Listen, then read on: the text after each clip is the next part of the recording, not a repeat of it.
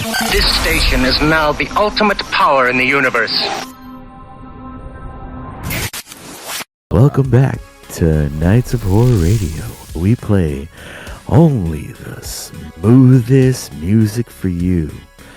I am Rob, here with Tony, and we're hoping you have a great evening, and we're going to talk some horror, some slasher, and some just terrifying news.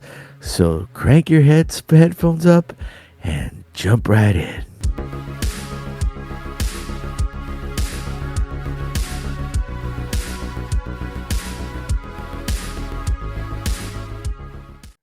Ladies and gentlemen, I hope you enjoyed that brand new intro for the future of Nights of Horror Radio. I'm so excited. I'm so happy right now.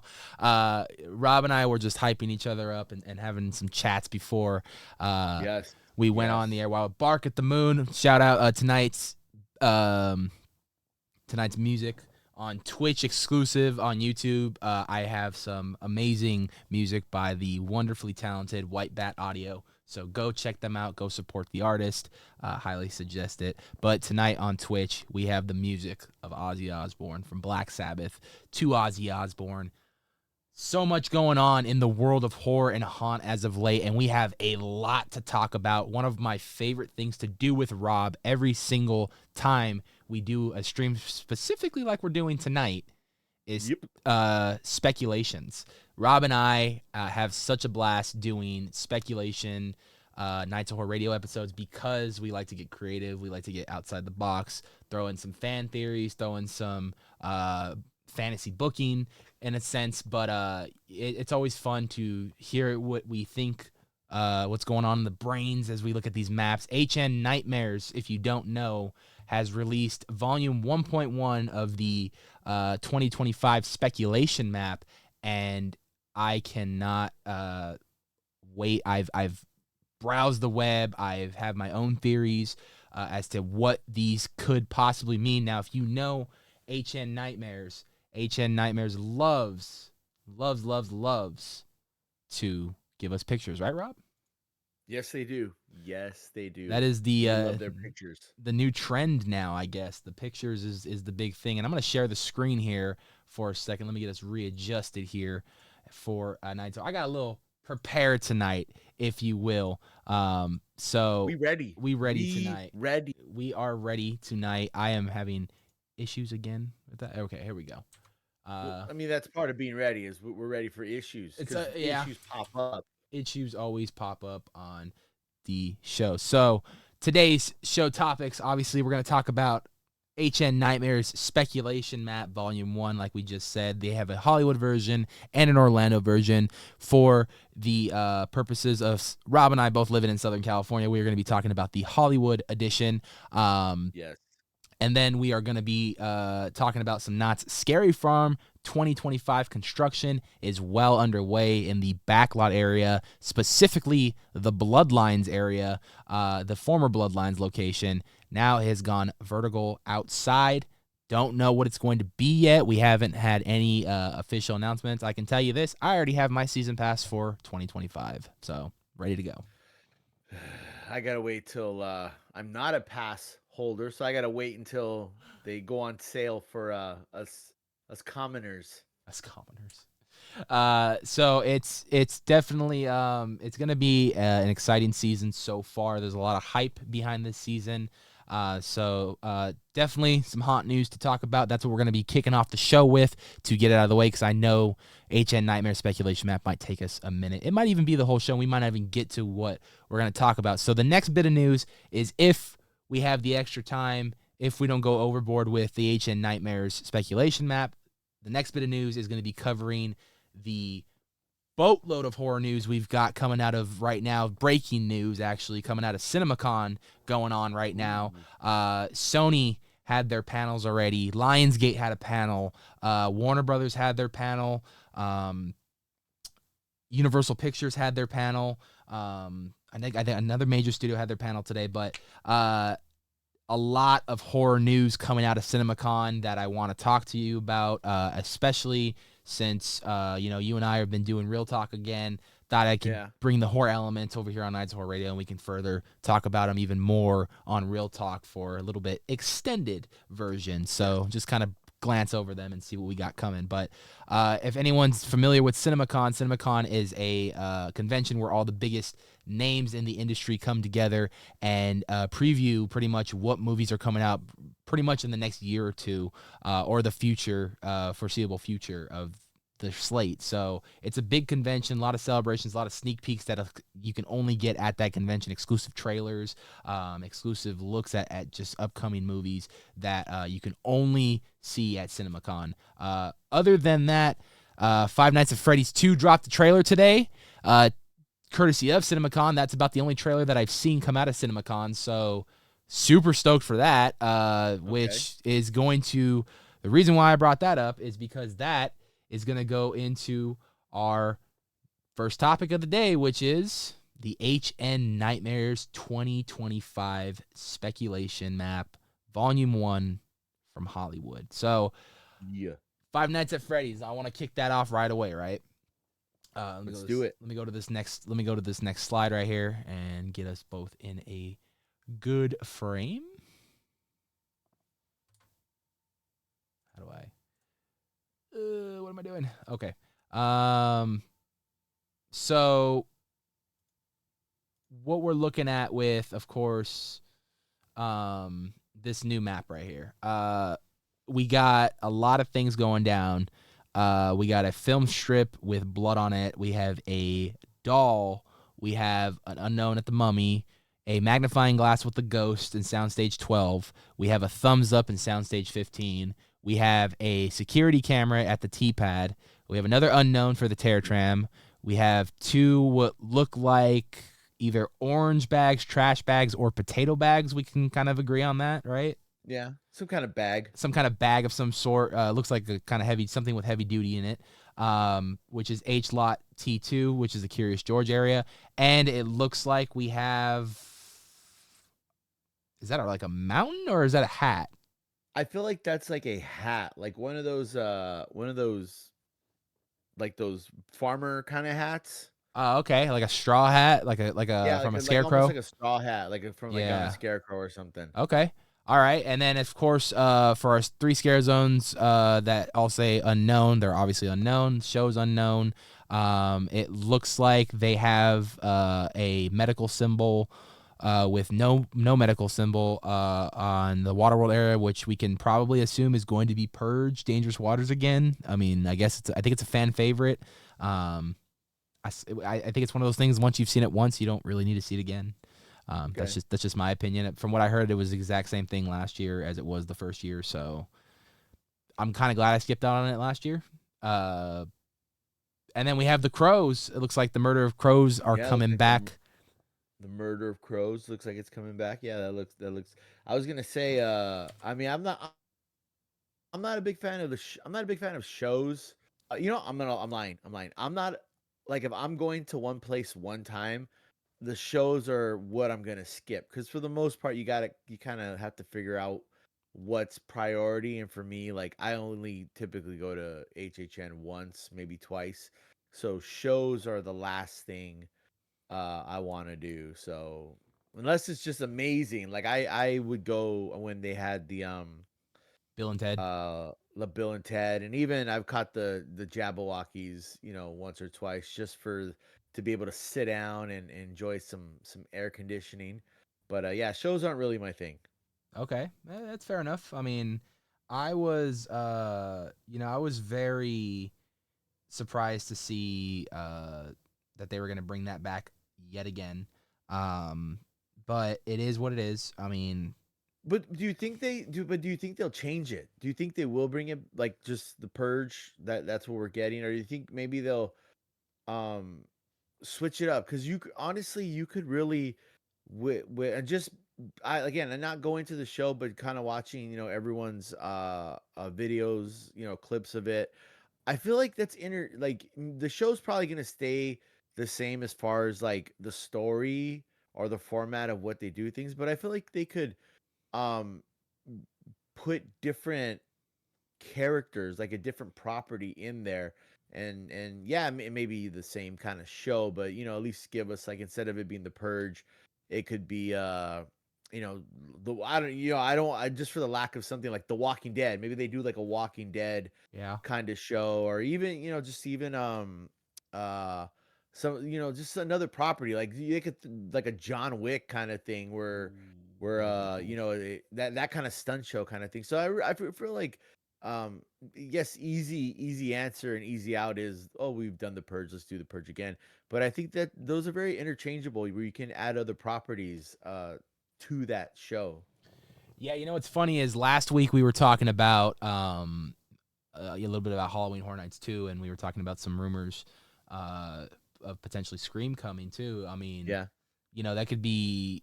I mean, a cool slasher show could be cool. Maybe another parody show like how they used to, how they do with The Hanging. But like, I don't know. Yeah.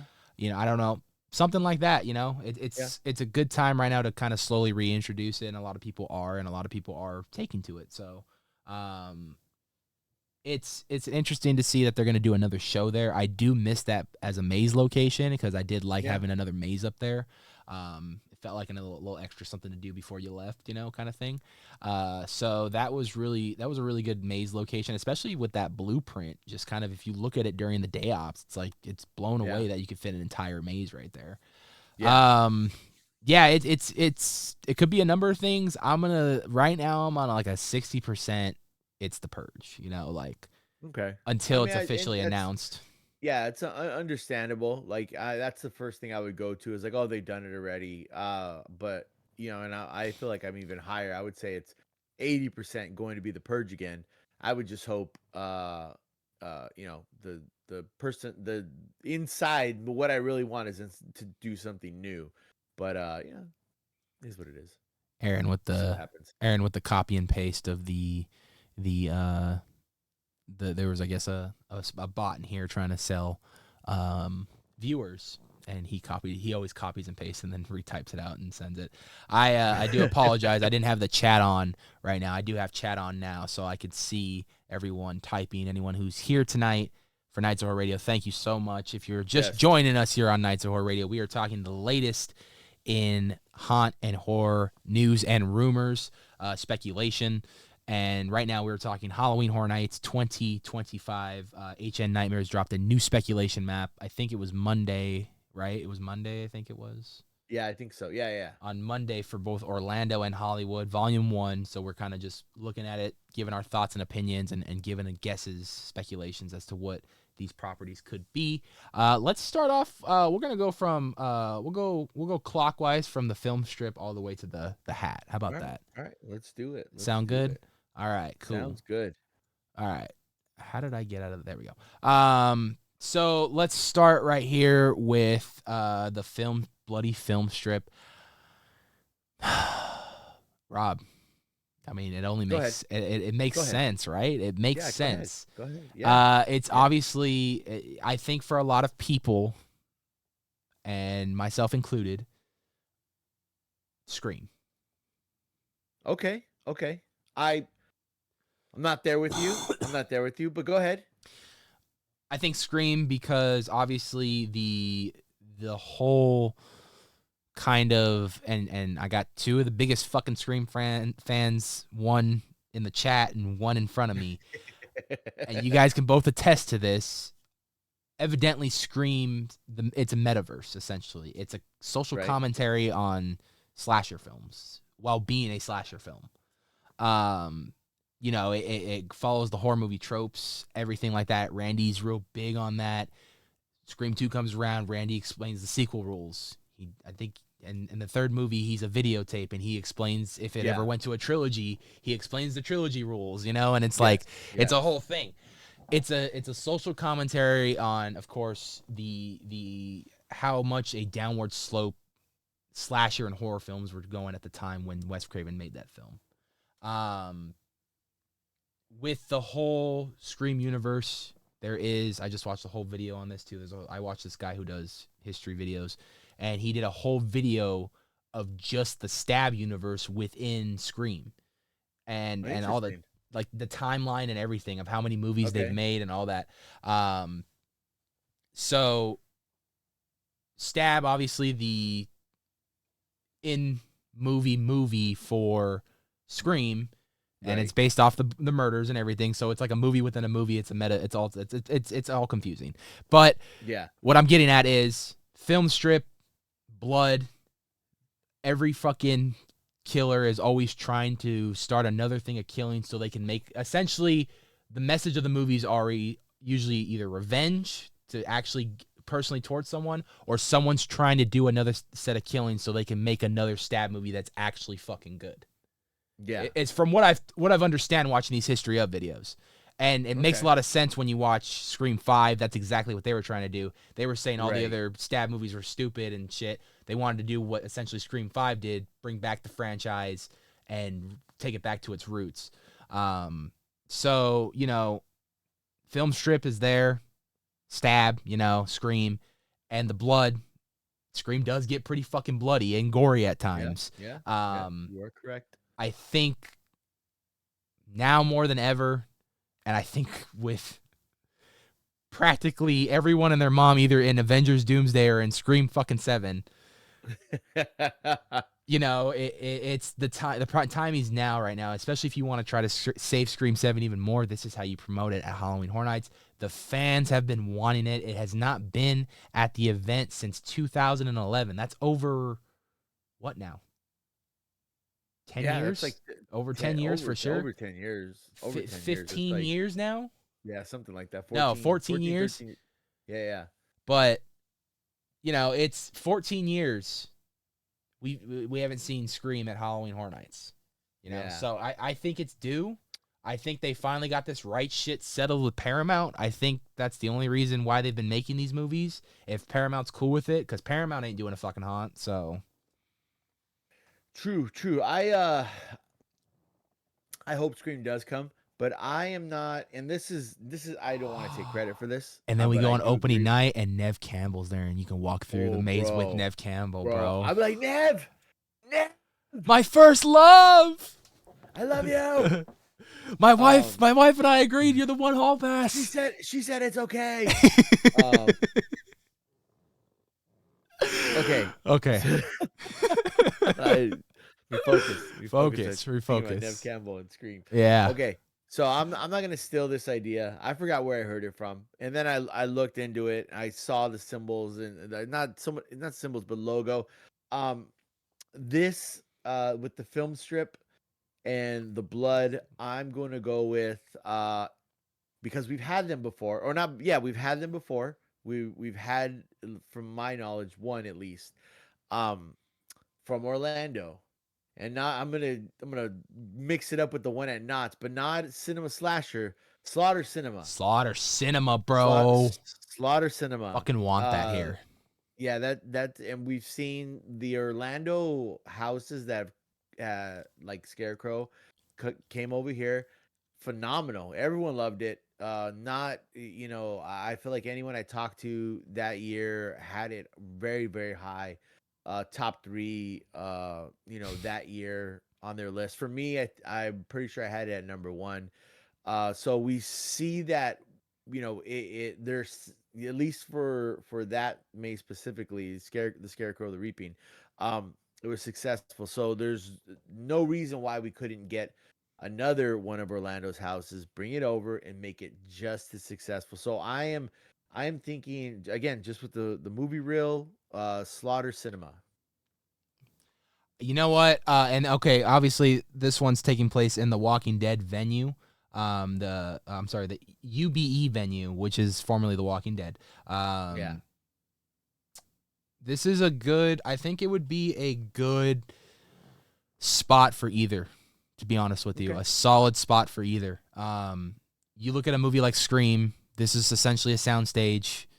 What's more meta than having a Scream maze inside of a soundstage about a horror movie, talking about horror movie tropes? You know, it's like, it's so, Right. It gets a little, like I said, it gets a little confusing, and then I'm a little high, so it's even worse. But that, I mean, I loved A Quiet Place. I thought A Quiet Place was so good in that location. Oh, yeah. I thought they did a fantastic job. So if they can kind of replicate that with Scream, that could be phenomenal. However, I'm not opposed to Slaughter Cinema. You know me and originals. I love me a good original.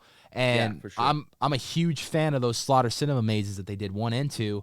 I didn't get to go through any of them, but I've seen them on YouTube and they look phenomenal. And me just being that cheesy, creature feature, horror movie, B movie kind of, movie and maze, like I love that shit. So, I mean, if you can come up with some really cheesy shit and then we walk through like a scene or two of those fucking movies, like I'm for that. It's a good compilation maze. I think it's a fantastic idea.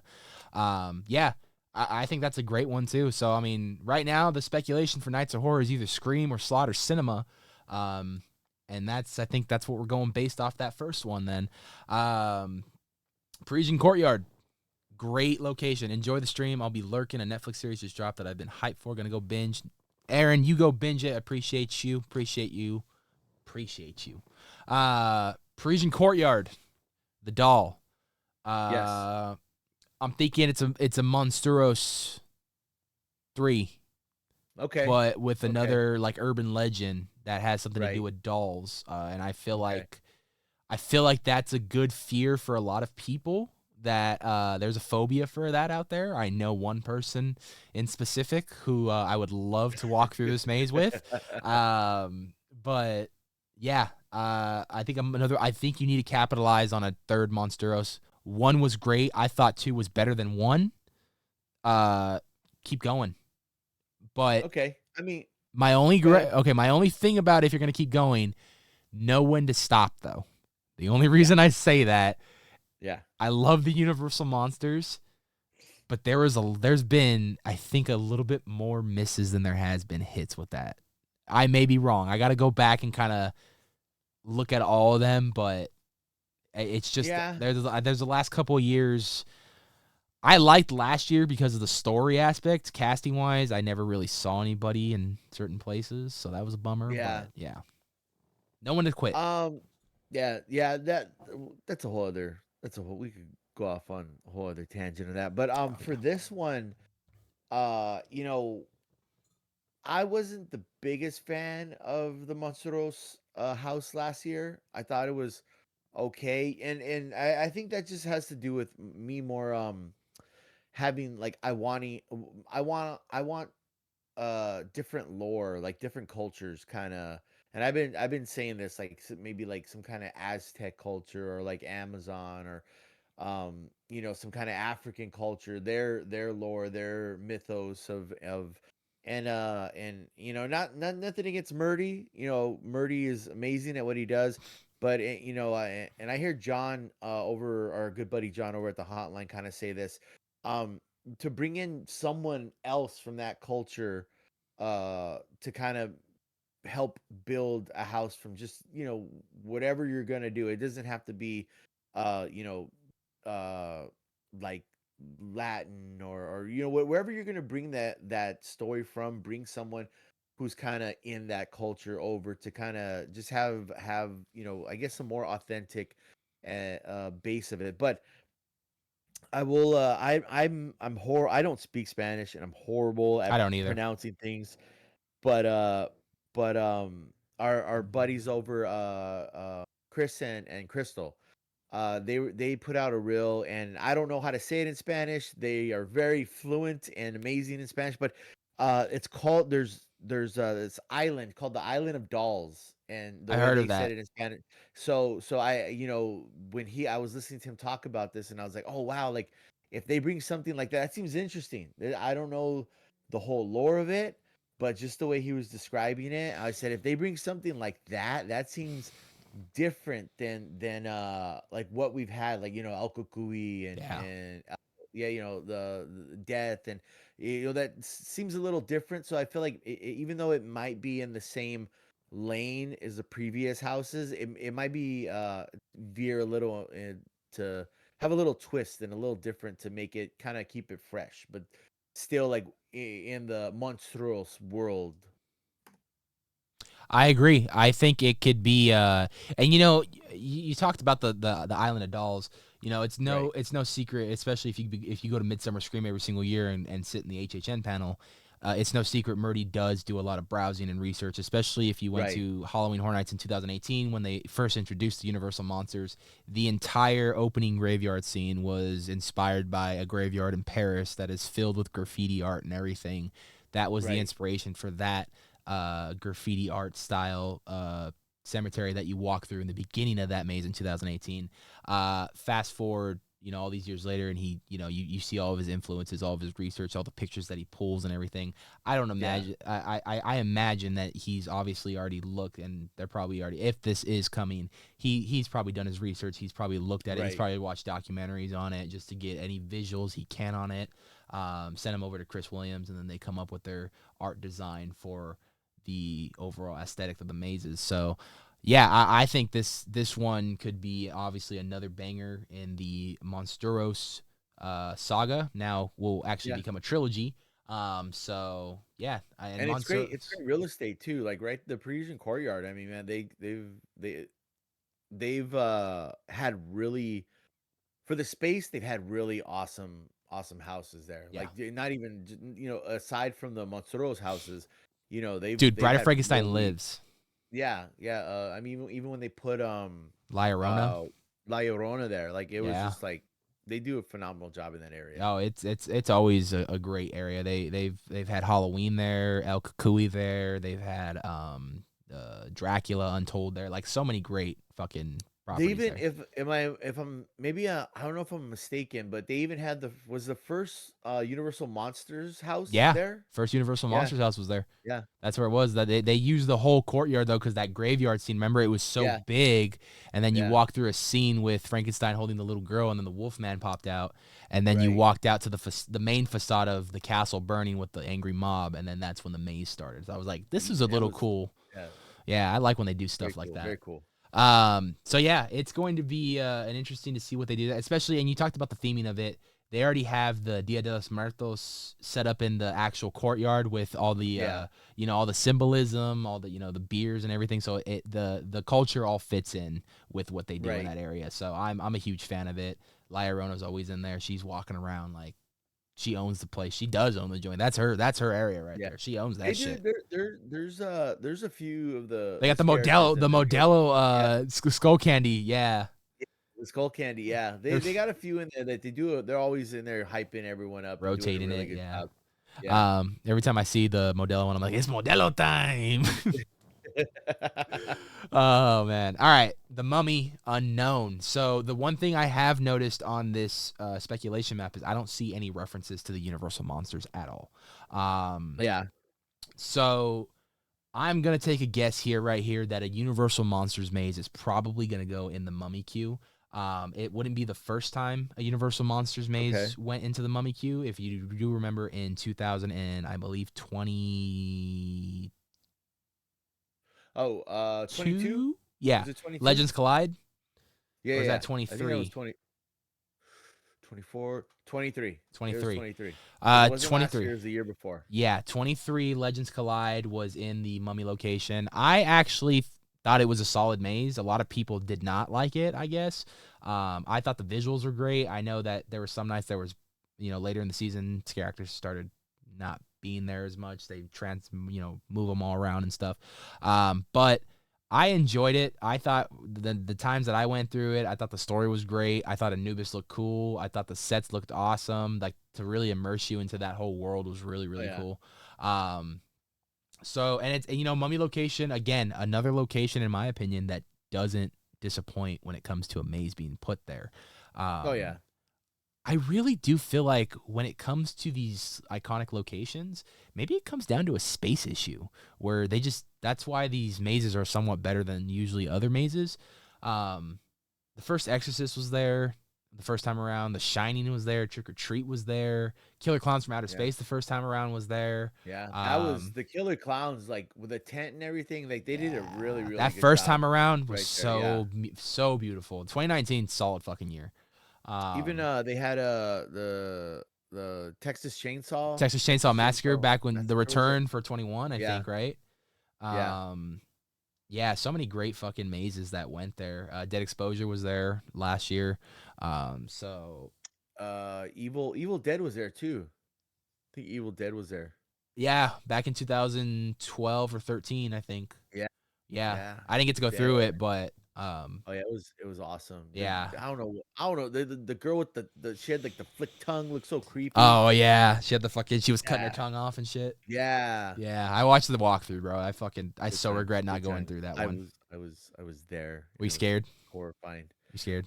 You know what? Yeah, I think at that point, yeah, I was still like I wasn't as jaded as I am now, so I was still like, oh, It is funny though when they do get him and I'm in back of him and I see that shit, I call him on it immediately. Like, you got oh. scared. I'm like, yeah, they got me. They They got got you. me. They got you. They got me. All right. So we can probably both agree Mummy Q might be, unless you got another theory. Uh, um, nah, you know, I don't think we're getting a Universal Monster House this year, It'd be but interesting. I don't know. I don't know what they would put there. I mean, there's really, it's like what you know, I do think we might get is a and I don't want to say it. Not there though, because that's the Mummy Q. A big, like a Freddy or a Jason or Hmm. Michael Myers. I think we're gonna get a actually like a slasher there. Has been a while since we had a slasher. Yeah. Well, Michael was there not too long ago, like 2-3 years ago, I think, too, on Yeah, 23. that's a good. You know what, dude? I'm of the mindset now. I think people and I'm not like I don't know the like financially how successful last year was. Look by and what you guys say, the people that go and hear what they say. I really don't think last year there was like an enormous amount of like people going, and I don't think if I mean we did have Leatherface, and that for whatever reason that was like I think for me that was one of the weaker houses, but I know a lot of people who liked it. I don't At think it least should like have I won said, Maze Madness. That's all I'm saying oh right yeah, now. yeah. Oh I'm dude, I'm calling so that out pissed right about now. that. I am I'm so so pissed salty about about that. that, dude. I'm Wait, what was the so final pissed two? about Was it. it that in cinema? It was Origins. I think it was Oh, Origins bullshit. and Origins blows that fucking maze out of the yeah, fucking yeah, dude, I water, was bro. so dude, I was messaging John like this is not real. Like This this is isn't rigged. happening. This is rigged. Yeah, I was like, this isn't happening. I We'll just do. kept saying Mr. E. I was like, Mr. Next E year, has like Knights of Horror is doing a just real Maze Madness. yeah, he just has Mr. E just has a bunch of burner accounts and is voting for Texas This is Chainsaw. But all. anyways, We're gonna make Maze Madness great again. yeah, yeah, Yeah, Ian. we're doing Anyways, it. Back to the uh, speculation. yeah. Um, so I don't know. I think the event overall thrives a little more when you have a Jason or a Freddy. So you know, a slasher that but you know, that'll go to if you know, maybe a like a ghost face shows up somewhere. So, you know, maybe that might fill the slot there for our slasher that people cuz I mean, me and you are going to go. Like Yeah, our friends are going to go, but to get your average, Jane and Joe to come to Horror Nights, they wanna see like, oh well, we got like a, you know, they got oh Jason's there. I like Jason or I like Michael Myers. So yeah, and let's not forget. I also think we might get a uh my thought out of nowhere and my opinion out of nowhere. I think we might get like a Squid Games some kind of deal from like Netflix or something. why? Just a thought. Why? I don't think it's why. Why do I think we're gonna get a Squid Games? I just don't think it's scary enough to be. I don't think I it's think a it, horror. I don't think. I just I don't think it fits I think it does though. I think because those fuckers can jump out in the fucking costumes. well, yeah, they can jump out in the costumes for one. Like there are a few things Well, they that fucking I shoot think people in that goddamn fucking they thing. do, and they kill people, and people die. Have you seen the show or no? No, Okay, people die in gruesome ways. I know what the show base is about. It's about like people will basically There's do anything for money. yeah, but once they get in the game itself, It becomes there's different. there's death, there's violence, there's people killing each other. I'm The well aware of game, the games. Like I've seen clips of the games. I've yeah, yeah. seen Mr. Beast do versions of it. So I think, in my opinion, I think those games would translate really well to pop out scares or just overall like scaring people. So that's why, and then I think the different costumes they have in the show itself would lend itself well to being like, oh, we're gonna scare you with this character or this character, or this person's bloody, like they got into a fight and they're all bloody and they come out and they scare you. So that's just why I think we're gonna get Squid Games. I have nothing to base that off of other than the fact that it's a Netflix property and Universal has used Netflix properties before, and that's just one that I'm like, oh, okay. Like they've had obviously Stranger Things, they had Haunting of Hill House. So I think Squid Games would be another one that they could bring over, and I think they could do it really well. My opinion. Interesting indeed. Okay, so we got maybe a potential slasher film of some sort in the Mummy queue, or a Universal monster maze. Either or, I think you and I are not going to complain about it. Nope, I will not. I will complain. Not. And it's funny. I always say, like, people always tell me like, "Oh, you going to HHN this year?" I'm like, it's kind of my job. I have to. I know it sounds like when I say that, it sounds like I'm forcing myself to go. No, I've been going to HHN for this will be, if COVID didn't happen, this would have been my 14th year. This is now going to be my 13th year going to Halloween Horror Nights. I've been going since 2011. Long before I started Nights of Horror, long before Nights of Horror was even a thought. Nights of Horror didn't come into the mix until 2017. So that was from 2011 to 2017, like 6 years. No Nights of Horror. That was just me going to Halloween Horror Nights on my own enjoyment. I love Halloween Horror Nights. Regardless, yes, I'm always gonna have critiques about it because part of me. Well, go ahead. Oh, go ahead. I'll say that. We always do this all the fucking time. Okay, I'll go. You go. When you're saying about your critiques, that's anything that you're passionate about, because you're not you're not criticizing in a way where it's just like, oh, this is bad, this is bad. Your critiques and your constructive criticisms come from a place of love, because you've been going to the event for so long. I mean, I'm the same way with Fright Fest. Yeah. So I don't think it's never a place. Well, it's never coming from a place of maliciousness. It's like, I know they can do better. I've seen them do it. I know they can do it. Like I've seen it with my own eyes. Like I know they can do it. Like the perfect example of this for me would be an American Werewolf in London. When they brought that maze to Halloween Horror Nights, spot fucking on. From every shot of that film that really symbolizes, from him getting the curse to him getting attacked, all that shit. For the very end of the film, that maze was beautiful. I don't think it's talked about enough, but they hit the ball out of the park in that maze. And that's just one maze of an example of perfection with Halloween Horror Nights. I understand people's biggest concern and people's biggest complaint about the scares is the trigger scare. I get it. It is repetitive. That's all they do. I talk to a lot of people that are in the actual industry who are annoyed by it as well, who don't like it. I understand it. That's Universal's way of scaring. There are other haunts that do it different. Go to those haunts if you don't like it.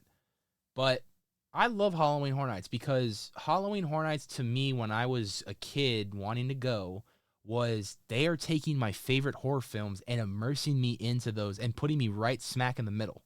Like, every year when I go and I have to go through like an Insidious maze or an Exorcist, I get chills on my arms because those movies scare the fuck out of me, and now I got to face with it.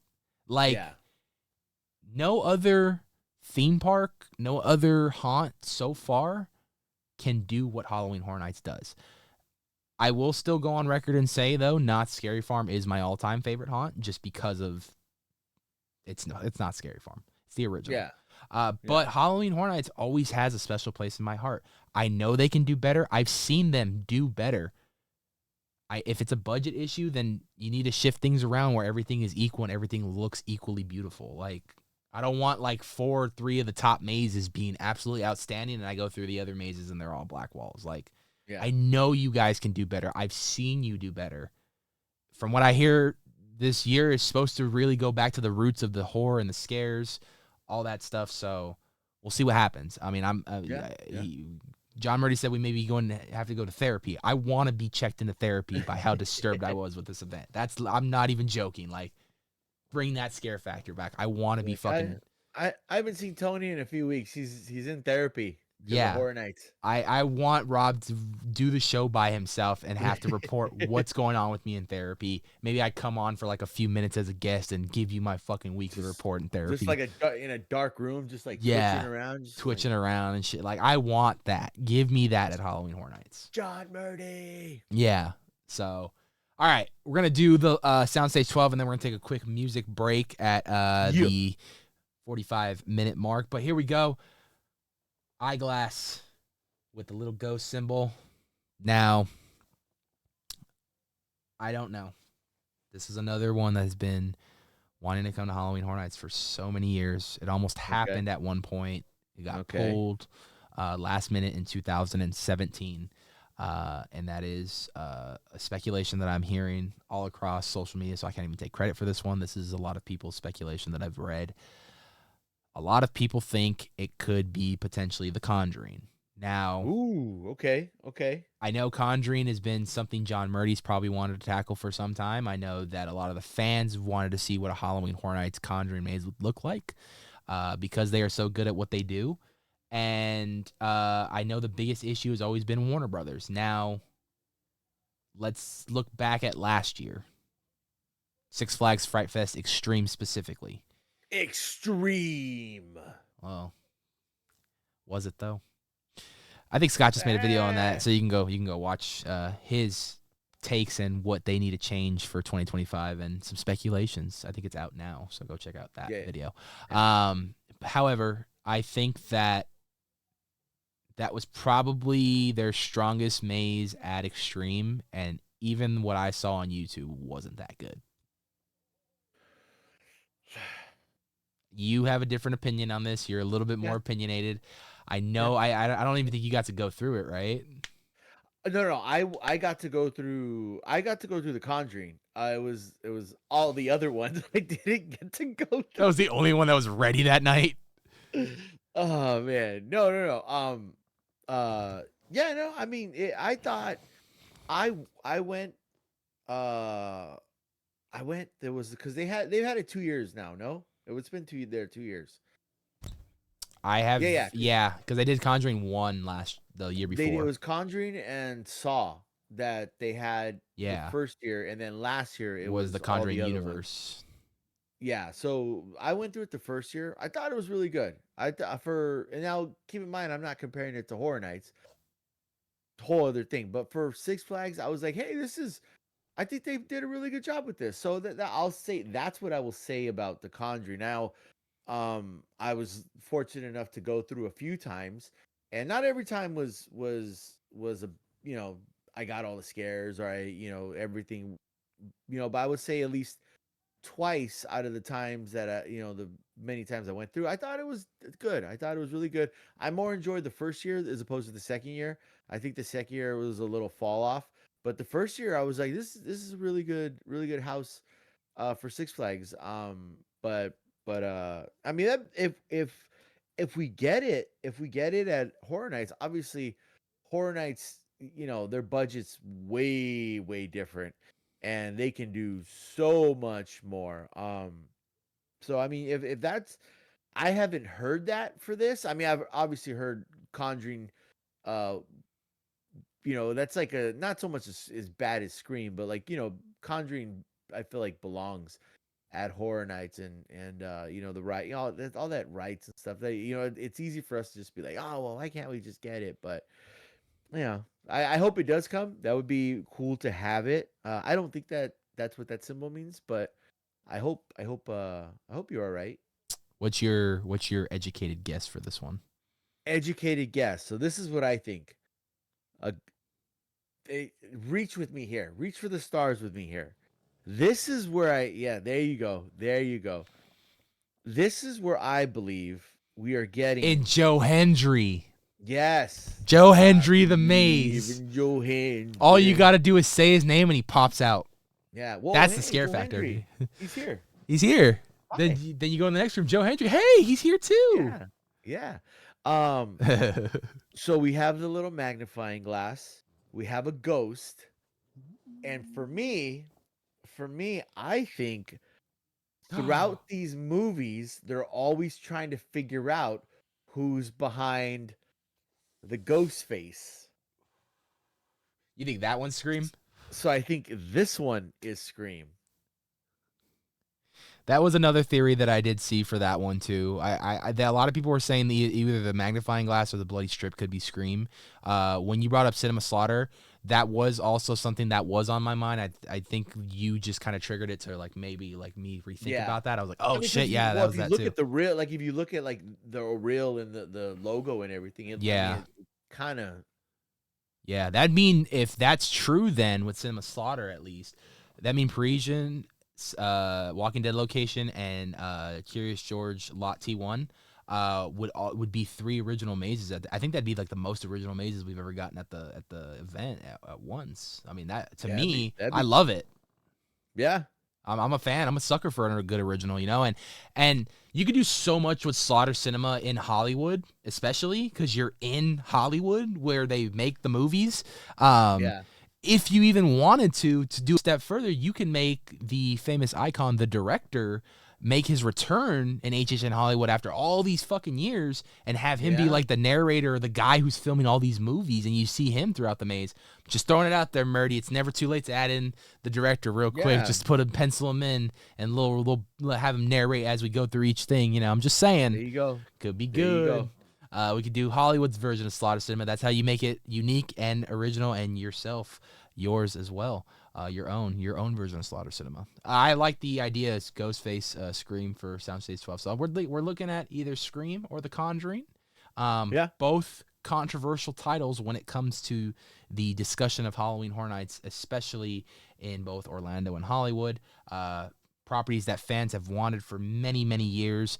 Almost had their hands on them. It seems like rights are always the issue when it comes to both of these properties. Will The Conjuring or will Scream or will both be at Halloween Horror Nights in 2025? It's a lot to think about, but it is. How about you think about that while you listen to some tunes right now? Because we're going to take a quick music break, and when we come back, we're going to break down the last half of the speculation map, and we're only just getting started. We have a lot more heavy hitters, I think, coming up. Speculation from both me and Rob when it comes to the Terror Tram, because it's currently unknown. Yep. And a lot of horror and haunt talk to come up as well. Stay tuned. Don't go anywhere. We'll be right back right after this quick music break.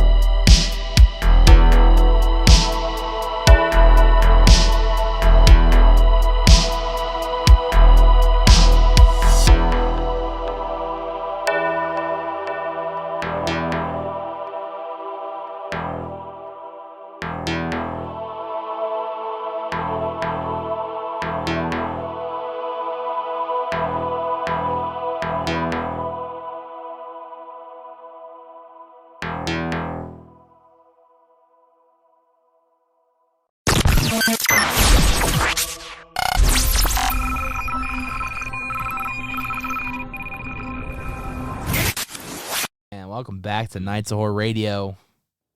I'm your host, Anthony. With me, my co-host, my partner in crime. Who's that? The Howling Hour, a.k.a. I believe in your hand.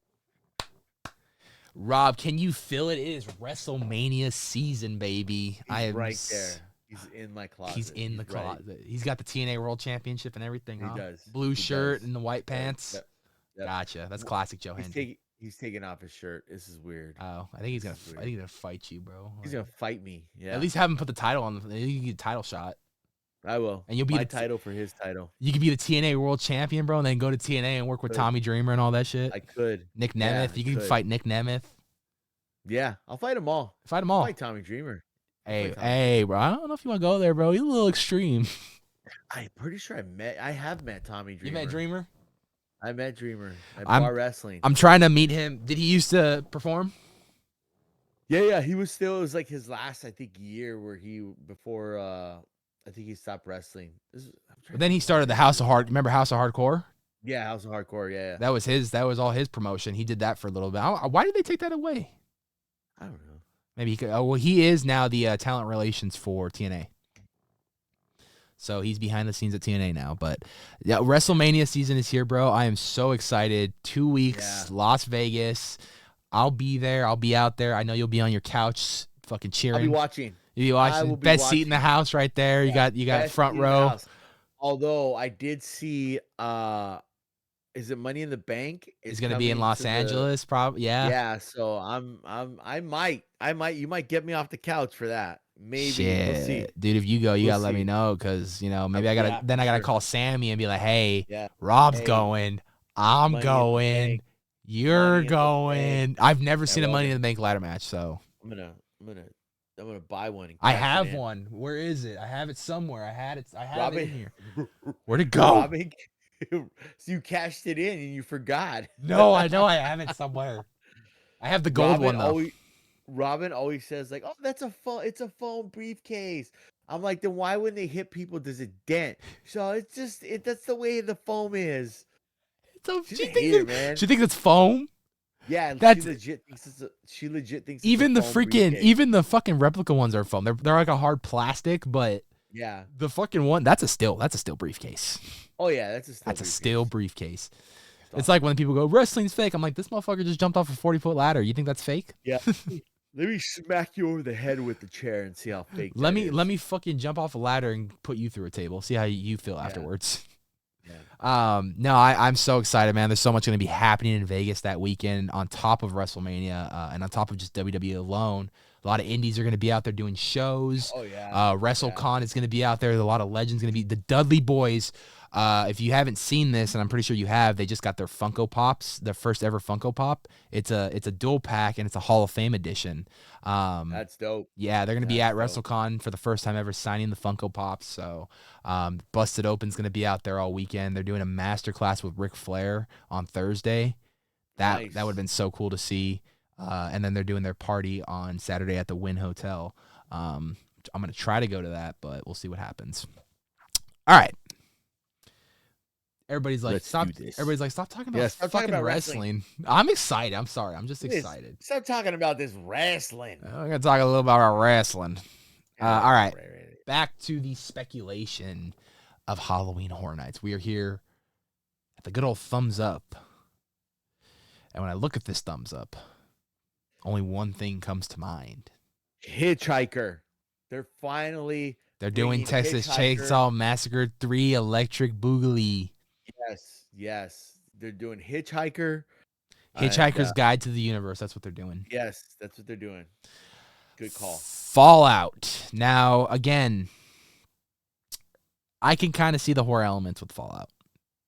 There is horror elements within Fallout. I've played Fallout New Vegas. There is a whole fucking mission where you have to go into this abandoned vault that has this fucking it got this like fungus of like this flower that grew out of control, but it grew toxic. And as you go through the vault, people are jumping out of you. It is fucking terrifying. There's a lot of creatures in Fallout too. There's a lot of characters like the ghouls. There's a lot of elements that were, if I don't know if they're doing based off of the video games or the show. The show is what's popular now. Amazon is doing the show. More than likely, you could get an idea of maybe them teaming with Amazon for this. Fallout makes sense though. This is the guy right here. I used to have a little bobblehead of him on my desk here. I don't know where it's at, but he does this. The Pit Boy guy. He does this. That's his logo, and he does the little wink, and he has the thumbs up. It makes sense. Fallout's been rumored to be coming to Halloween Horror Nights this last year. This last couple months, people have been talking about Fallout, so it's got to be Fallout. Yeah, I agree with you. The thumbs up is, I mean, that's the logo, like you were saying. Soundstage 15, by the way, perfect spot. Yeah, I think I've played one Fallout game. I haven't watched the series on Amazon. I hear good things about it. It's really good. Really good. But I mean, I don't think you don't really have to play all the games to understand the show, because the show takes place after all the games, like way in the future. Yeah, well, that's how I was told, that you don't really even need to have any knowledge of the games at all. No. I mean, if you go into it just blind, My dad watched it and he liked it. He doesn't play video games at all. Yeah, so but yeah, I mean, it's the thumbs that the logo does, or that the guy does. Yeah.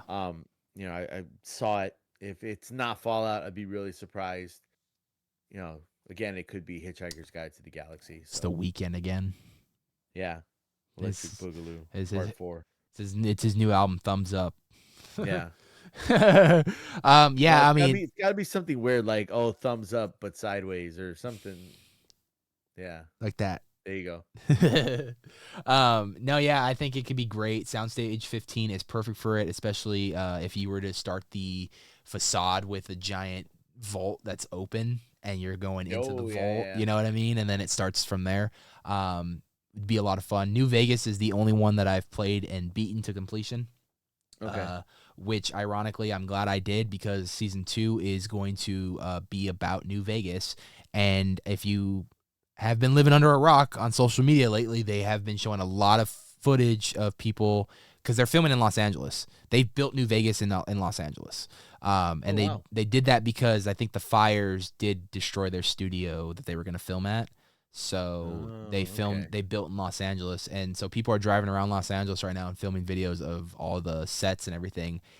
It looks so fucking spot on. So spot on to the game. I'm so excited to see what they do in bringing Fallout New Vegas to life. So I'm so excited to return to New Vegas. I mean, that was such a good storyline. And honestly, that was the first Fallout game I ever played to completion with Hayes. So, yeah, we had fun playing that, and it was such a good game. It was a long one, but it was good. Yeah, very cool. I've only played. I think I played like Fallout 3 or something, like, I don't know. 3's a really good one. I think 3 was the kind of overall basis storyline they went for the show. So okay, yeah, I think I remember playing Fallout 3, but I'm not. I mean, yeah, I'm not gonna complain. No, feel like it's I'm excited for Fallout. Yeah, another video game. I mean, they killed it with the last video game house they did, so I'm all for it. That's true. Last of Us, man. I loved The Last of Us. That they did, and I'm surprised that's not speculated on this right now with Last of Us Part 2. Well, we have one unknown in the mummy queue, and we talked about that one already. Mummy queue. Yeah, but it could be Last of Us as well. Yeah, we both could be wrong, because Last of Us was there. I'm gonna throw Last of Us Part 2 on that one then too. It could be Last of Us Part 2. There you go. Third speculation. There's 3 mazes that could potentially go right there: a slasher, Universal Monsters, or Last of Us Part 2. I'm very hoping on number 3 though. That's the one I want the most. Especially with the season coming out. Yeah, it's perfect marketing. Security camera. Can we both agree it's Five Nights at Freddy's? Yep. Especially with Five Nights at Freddy's 2, got a release date and a trailer today as of this live stream. And teaser was very short. I heard some Matthew Lillard in there. Can't kill him, man. Can't kill him. The animatronics are back, and they are leaving Freddy Fazbear's and causing chaos at schools, at theme parks. We're going beyond Fassbender's, but it's all gonna end at Fassbender's. Josh Hutcherson is back as the security guard again, trying to take down him and his daughter, trying to take down the animatronics. This time we don't know what's possessing them, why they came back with a vengeance like they did. We thought we were all good after the first movie, but they're back and they look meaner and badder than ever. He's a bad security guard. He keeps letting these guys. If he's letting these guys get out, he's a bad security guard. I would have torched the place. That would have been me, but that's just me. Yeah. That's just me though. So December 7th is the release date for Five Nights at Freddy's 2, coming out this December. So I think Five Nights at Freddy's at Halloween Horror Nights is a great marketing tool to boost the attention for the sequel coming out in December. Oh, for sure. It's a no-brainer. So yeah, we're in agreement. Five Nights at Freddy's. The fans want it. The fans have been asking for it. Oh yeah. It's I actually enjoyed the film very much, and I didn't play the games very much. I knew somewhat of the lore, kind of the basic concept of what you're doing and how the game's played. But I thought the film was very enjoyable. The diehard fans were. I was watching videos of them breaking down, and even in the theaters, like, oh my god, they played the song. Oh my god, they showed this thing. Oh my god, they showed that. I'm like, God, you know all the references, man. Like that, you caught them all. Like that went right over my head. I was like, damn, this is gory as fuck. This is a good movie.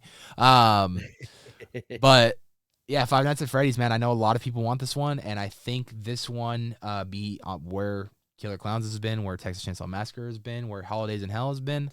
It's a good location for Five Nights at Freddy's. I think it's a good one. Agreed. I think. I mean, it's one of those ones where it's just, and I think too, what kind of sparked the popularity of it. Not only the movie itself, but they had the I don't think it was last year. Was it the year before where they had like the big I don't want to call them statues or puppets, but they had them in like the room at Horror Nights. God, I'm an idiot. Oh, you're talking about the DreamWorks Theater? Yeah, the DreamWorks Theater. For the in there? It was a Blumhouse showcase or something like that. Yeah, they had the actual puppets that they used from the film. So, I know from made by the Jim Henson Company, by the way. There you go. Excellent company. I love me some good Jim Henson. But that also, people saw that and they're like, oh man, like I would love to see this in a house. Like, obviously I don't know how functional those would be, but just to see, like, oh well, here's this scene, here's the security room, the security camera room, here's the actual pizza parlor, and just the whole kind of that could be the facade right there, the pizza parlor. Yeah. So like, when you go through the doors or whatever and walk into it, so people want this. It's with popularity, especially from it being a game to now, and just and I think too the characters in the movie itself kind of brought it to life for the fans, where it's like, oh yeah, I want to see this. I would like to see this scene or that scene because it reminds me of the movie when this happened. So no complaints here. No complaints here. This was one of the big news that came out of the Universal Pictures panel today at CinemaCon, with the new trailer dropping for Five Nights at Freddy's 2, which I did watch earlier before this broadcast, but it looks incredible. I can't wait to return to the pizzeria and see what chaos these animatronics cause now, and what's the case of it. And Matthew Lillard at the end, I always come back. How is he going to come back? We thought he was dead. He was not dead. Maybe he's the one possessing all these animatronics now. We'll see what happens. I mean, he's coming back in Scream 7, so, you just can't kill him. Yeah. Can't kill him. It would for me, I'm talking about Scream 7 real quick. For me, it would be wholesome if it's Stu that kills Sydney once and for all. It started with them too. It's got to end with them too. Yeah. She's got to die though. She has to die. She has to die. And I agree. The only person at this point, especially with all the killers they're bringing back in that movie, the only person at this point that I would accept do it would be Stu. Okay. Because he was in the first one. Wasn't he involved with killing the mom? Or was that Billy? I feel like it was both of them. You could be right. I feel like it was both of them. For sure, obviously Billy, but I think he Stu played a part in it or he helped. Something. Imagine seeing like a flashback sequence on that shit, because they can bring them back and CGI them. That could. Oh, dude, I'm getting so hyped. Now I'm getting hyped for the movie. I'm actually excited for the movie now. I'm having my own fan theories, and then I'm gonna go watch and be so disappointed. Yeah, it's gonna be awesome. I can't wait. Looking forward to hopefully Five Nights at Freddy's coming to Halloween Horror Nights. All right, Terror Tram, unknown right now. I think, and you were a big fan of it as well last year, of how they did the Blumhouse. Yeah. On for it, sure. I for liked sure. how they had the scenes for Megan. Same thing with the Black Phone, which also got announced at CinemaCon today. Black Phone 2, which is going to be taking place in during the winter at a camp. Should be interesting. In a phone booth is the phone this time, so should be interesting how they do it. But yeah, I Black Phone was there, and then they did the Purge. They were supposed to do the Wolfman for the RIP experience. That never happened. But you got the Us area and the RIP experience. I did. So, it was funny. I was looking at that video today, too. So shout out to Rob. That video's on our channel because of Rob. Thank you. My pleasure. What do you think is the next step, the next adaptation, and the next phase of the Terror Tram at this point? What can you do? I mean, I feel like if you don't do a Universal Monsters Maze, do a Universal Monsters Terror Tram. I think it's something new. You haven't done it, and I think it could work. I mean, really? Okay. Terror Tram. I love Universal, and I don't want to speak ill of Universal, but I think they always go the cheaper route or the easy route when it comes to the Terror Tram. Like that's why it's the running joke of just put the Purge there, or something. Prior to that, it was The Walking Dead. Exactly. So last year again it was Blumhouse, but last year it kind of showed me that they could put a little effort into the Terror Tram. And I've talked to people. I know some people didn't like it. Some people, I'd rather have the two houses. The year that we didn't have the Terror Tram and we had two houses, they would prefer that. But I like the Terror Tram. It just needs to be done right. Again, like for this Terror Tram, like I think I know I said it for a house earlier, but I think also like Squid Games would work for a Terror Tram. I think even more specifically for the Terror Tram, just the way how the Megan scenes kind of they did last year. I think you could play out scenes like that, like of a Squid Games, where you have these characters playing a game and one of them loses the game and then one of the guys comes and just kills him, and that's like a scene. And you could do like another game over here, the same thing, all these characters are playing a game and all the characters lose, so they come in and kill all of them, kind of stuff like that. So again, I think it's the effort they put into it. For the most part, I think it is we would like to get this and it didn't work out, so let's just put The Walking Dead there. Or let's just put The Purge there. Or let's just put any this Blumhouse thing there. Or whatever. It's easy. They can just throw something there, and I think that's when you kind of it becomes where people are the Terror Tram, the Terror Tram. I think they did a really good job here. They put in the effort. Whether you liked it or didn't like it, you have to say they did something different, because they did. Maybe the walkthrough through War of the Worlds and that is the same. You can't really do too much with that.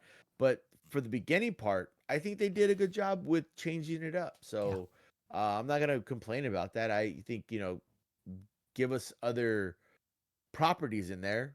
For me, like I said, Squid Games. Throw Squid Games in there, give us scenes, and then send us on our way. I like the new path for the Terror Tram as well, because of the fact that it doesn't interfere with day ops anymore. They actually can use that whole space where the Whoville sets was now and build more and keep a more track over there and not disturb the tram track. So it's really cool. And The only thing I had an issue with as far as the Terror Tram went last year was the fact that I couldn't go to the Nope area. That was it. That like does suck. it, Yeah, that was suck. my only issue. Like other than that, you're right. I actually thought it was a good change and it was something different, was something fresh that we haven't seen with the Terror Tram, you know? And like I said, I liked the little individual scenes that you walk through with Megan, and they had like all the iconic kills and scenes of the movie that she was doing right then. That was cool. It was like almost like a little pop-up scene, you know what I mean? Like it was like like you come up and it's like a little pop-up scene, and it's just like, oh, it's real quick. Bam, it's from the movie. Bam. All right, now the next scene. Bam. Okay, cool. Same thing with Black Phone and Freaky. As you walk down, you know, they're recreating moments of each film. Yeah. You have you know, Ethan Hawke's character walking around, the grabber, he's just walking around with his balloons and his hat on and stuff and his cape and his glasses. Like, it was really, really cool. And you saw different versions of him with the mask on and everything later on when you went down the alley. I mean, it was a lot of fun. The Purge was cool. So, yeah, no, I enjoyed that Terror Tram. So, I don't know, man. I want to just say, like, if you don't do a Universal Monsters maze, maybe there is a way you can capitalize on Universal Monsters taking over the Terror Trams. Like, imagine having a bunch of fucking people dressed up as giant Frankensteins with chainsaws. Ooh. That could be fucking cool. That could be really cool. Bunch of wolfmen with chainsaws. Yeah, bro. Like, you know, get creative. Or you have, like, do a storyline of, like, fucking the bride has a bunch of brides have fucking chainsaws, bro. Like with the character that they've made with the bride, like let's touch back on that, dude. Imagine you're doing that sequel story, because I really feel within that last Universal Monsters maze they set up for a potential sequel where they could bring back the daughter or the grandchild of Van Helsing. Like they could bring her back with the blood of the vampire. So like you could do the finale at like that entire. You got a whole 15-minute finale right there of just walking that and just watching them fight back and forth. For sure. Utilize the grass scene right there. Be cool. You know, right? That would be really cool. You know, have all these monsters make cameos as you're. It's like you're fighting through like all these different areas and like. I don't know. I get too creative. I need to stop because I hype myself up too much and then Anyway. Oh, it's the Purge. No, it's the Purge. It's the Purge. Okay. I guess I'll like it. Yeah, Terror Tram is up in the air right now. Until we get further details about it, I'm going to stick with my Universal Monster theory. I'm keeping it out there. I like it. I'm not saying it's going to be all that, but it could be Universal Monsters of some sort. Lot to work with. Trash bags, H Lot T2. There's only one person that carries a trash bag with full of shit. And let me put the cherry on top for this. Are you ready for the big reveal? Go ahead. Today, it was a fan put in one of the forums, want to audition for Halloween Horror Nights, and if you know what I mean, wink, wink, clown emoji. David Howard Thornton replied to his comment saying, "Do it, clown emoji, fist emoji." Nice. Which backs up what we're about to talk about speculation-wise. The trash bags. The trash bags are synonymous with one very, as of late, in the last couple of years, iconic. Would you call him a slasher at this point? Yeah. He's earned that. He's earned that title. He's earned the slasher title. The newest, but now an instant classic, the goriest. Yeah, Art sure. the Clown from Terrifier. Terrifier has been requested for many years after Terrifier 2 came out.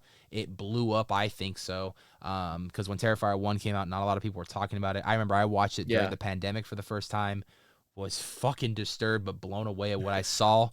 Great film. Rob, if you guys remember, a little bit after the pandemic when Halloween Depot came back and came around, when in a time when we didn't have much, Halloween Depot was that mini convention style location. By the way, they're doing a wrestling show. Maybe you and I should show up to that. For sure. Wait, are they doing a wrestling show? They're doing a wrestling thing, like I think the weekend before WrestleMania. I want to go check it out. I think they're gonna have guests too. I'm gonna have to check it out. Yeah, go look on their Instagram. But I think they're doing something because I think it's the brother. You know, the brother that owns Toy Depot. I think he's collabing. Oh yeah, he's in. I know he's into all that stuff. So anyway, you had the awesome opportunity at Halloween Depot to do a quick little one-on-one with David Howard Thornton, and you got to ask him the iconic question when we were doing our horror icon mashups. Who would win in the iconic fight of Art the Clown versus Leatherface? And his unbiased answer was the fans would win. The fans, I think, would win in this one. But ultimately, we know who would win in that fight. And Art the Clown has just become this overnight sensation after that second movie dropped. And he's been in the horror realm, though, a lot longer than those two movies, I'll tell you that. But they want him. I want to see it. There's enough content and kills and gore and horror for this maze to work, especially if you put it in the location they're going to be putting it. Great floor print, a lot to work with. You have 3 movies out, which I have not seen that third film yet, but there's 3 movies out now that you can work with. If it's coming this year, I'm for it. I'm stoked. I can't wait to see it. Wait, what? Oh, it's the H lot. Okay. H lot T2. Yeah. Okay. I mean, I agree with you. I think it is Terrifier. Again, like just the fans have spoken. They want the Terrifier. They want Art the Clown. I have spoken. Yes, exactly. And I mean, that's the only thing I could think of, unless it's gonna be an original character called like the Custodian, The trash guy. and the trash guy, and where he takes out the trash. Dog. And it's all bodies and I'm stuff. gonna drop you with the knowledge. Ready? 2019. Creep Show. Okay. Remember Creep Show? Yeah, I remember Creep Show. Great fucking solid maze. Beautiful. Yes. There was one thing that Murdy said in that maze, though, that he had a voice cameo in. And it was when, at the very beginning of the maze, when he talks about throwing the magazine in the garbage. You're going to throw the magazine in the garbage. You're not supposed to be reading this crap and throwing it in the garbage. It's a sequel to Creep Show, bro. There you go. Figured it all out. There you go. It's Creep Show. Boom. It's Creep Show. Boom. It's not Terrifier, it's Creep Show. Yep. No, in all seriousness, I think we're both in agreement for this speculation. It is Terrifier. What movie? Like I said, don't know. You have 3 to work with, so it could be like a whole trilogy, anthology, mashup. Could be all 3. Yeah, I'm for it. Let's do it. All right, Straw Hat. I gotta go sequel to Scarecrow. Okay. Unless they have another original up their sleeve that involves Scarecrows. Now, speaking of Scarecrow real quick, Horror Unleashed in Las Vegas today released a trailer of what essentially Scarecrow is going to look like over there. One of the things that caught my attention was the beginning of the maze. You're going to actually be immersed, and you're going to actually witness the beginning of the Dust Bowl coming and ruining the entire area you're about to walk in. They got this new technology they're working with that's really going to immerse you in that, and you're going to be like in the middle of the dust storm as it's happening.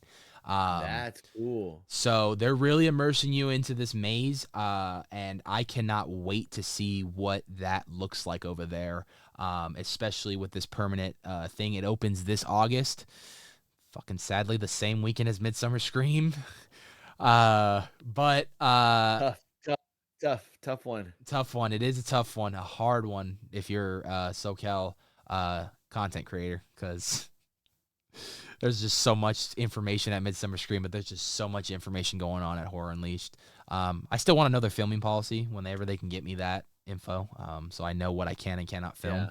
I imagine you're not going to be able to film the mazes. They're probably going to be very strict on that because they're year-round. You might only be, my only guess is you'll only be able to film the zones and anything but inside the mazes. No, I you're probably right. Unfortunately for us, especially, being content creators, we want to get out there and record stuff. I'm sure they're going to have maybe some media go out there. But that's tough. The weekend, that's tough for it sucks for SoCal. It's like, what do you do? I know I was talking to I think I'm trying to remember who. I think it was Go. I was saying, you just can like drive over there for the diehards. You drive over there, like you do a quick turnaround, get in there, get your footage, you get back over to Long Beach. But here's the problem: their hours 2 p.m. to 8 p.m. Yeah. That's the heart of so, Midsummer, bro. Yeah. So Like, it's it's not doable. It's just yeah, not it's not gonna happening. happen. You need to make a sacrifice. You're either going to one or the other, Yeah, unless you have but a fucking private jet. yeah, maybe we'll just rent a private jet. We'll just Um, we'll ask Triple H for the WWE jet. yeah. I'll be like, hey, Hunter, Jet, Paul, give me the jet. give me the jet. Fuel it up. Give Make me sure the it's jet. fueled. Yeah. Yeah, this scarecrow. I mean, I think it's a scarecrow hat, which makes me think like a sequel to the scarecrow. But then I was just trying to think outside the box, and it's just like, well, what else is there? You got like Children of the Corn, and I don't think that's gonna come. And it's like, what is that? Is it a house? And you had said like, oh, what if it's a mount? Like you had said earlier, mountain. But I'm just like, But what now else? looking at the And detail more on the top of the hat, you could see like it looks like it's stitched on, so it is a straw hat. yeah. So I don't know, and it could be some kind of farmhouse or a movie that I'm not thinking of where there's farms. Like, Will this go ahead. convince you more? On Twitter, it was leaked that the mask company that does Horror Nights Mask, Immortal Mask, are working on Scarecrow Mask, and they weren't for Vegas; they were for Hollywood. Ooh, okay, yeah. Then it is definitely a sequel to. I don't think we're gonna get the same Scarecrow. Probably definitely a sequel. No, you to, can expand on that story or do a different Yeah. chapter somewhere else in the world. You know, Okay. like Yeah, I'm All down right, with it. So Scarecrow, Hey, Scarecrow. and I'm fine with that. Honestly, Oh yeah, best maze of that year, hands down. it's gonna be Scarecrow the Reaping. The Reapening. Yeah, the Reaping. Scarecrow 2, Electric Boogaloo, the Reapening. Yes, Reaping. You're doing a little too many. That's like if we were on the fourth maze. We only need 2 ingings. Okay, The so it's Reaping. the Scarecrow the Reaping. Yeah, There there we you go. go. I got it. Got it. We're dead. We're good. We're good. We're not on 4 yet. Yeah, Unless you could do 3 technically because of the Vegas one. Yeah. Couple years we'll get there. You know, we'll get there. We got one more year. We got one more, and we can do 4. Yeah, we're almost there. I think a good Scarecrow original could be awesome. Whether you expand on what you've already created with that first year in 21, I believe it was, or 22, or you take this scenario in a whole different location.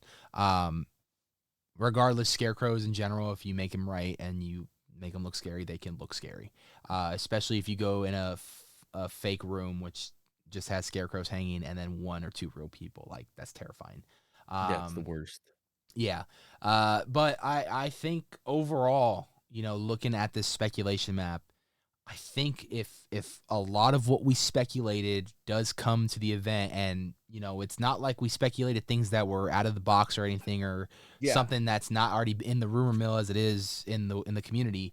Although my Squid Games prediction is a little bit out of the box. No, because you're not the first person I've heard talk about Squid Games potentially coming to Horror Nights. Oh, okay. All right. I don't feel alone then. You don't feel alone. I've heard it. That's why I had the reaction that I did, because you're not the first person I've heard say that. Okay. All right. Sounds good. But overall, I think what we've speculated is rather somewhat fitting to what could potentially be coming for 2025 at Halloween Horror Nights. We're just going to have to wait and see for announcements. Hopefully, pretty soon. We are in April now. I don't even really give a specific month anymore. It's not like it used to be with announcements where they used to kind of just spread them out, you know. Now it's just like you're going to get like 1 here and then 1 in 2 months and then 1 in another 2 months, and then you're like 5 in a row, and I'm just like well, didn't we get an announcement like last year at Midsummer? Yeah. I feel like it was I think it was Texas, wasn't it? Yeah, I think so. Yeah. Legacy of Leatherface. The Legacy of Leatherface. And I think he also talked about Universal Monsters as well, because he showed some of the music. I remember that. Yeah, that's right. He did. So, yeah, it's going to be an interesting year at Halloween Horror Nights, to say the least. So we'll keep our ears to the rumor mill, and we'll keep our eyes on the speculation maps that come out in the future. But until then, what do you guys think is coming to Halloween Horror Nights based off this speculation map, or based off speculations you may have of things you may have heard, or just you're out of the top of the old dome? Leave it in the chat or leave it in the comments below. We'd love to hear your speculation list. We're going to take our last music break, and then we're going to power through some quick horror news to finish off the night. I'm your host, Anthony, right here on Nights of Horror Radio with my co-host, The Howling Hour, a.k.a. Rob.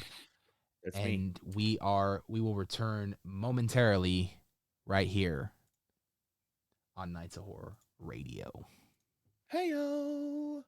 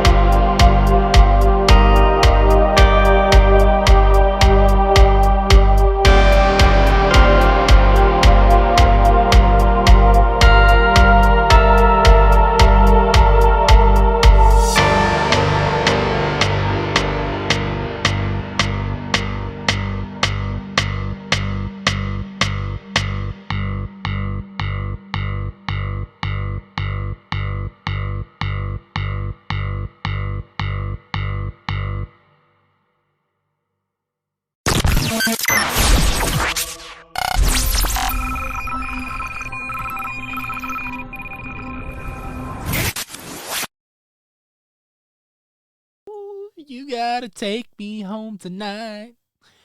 Ooh, we weren't even listening to Queen right now. We were listening to Ozzy.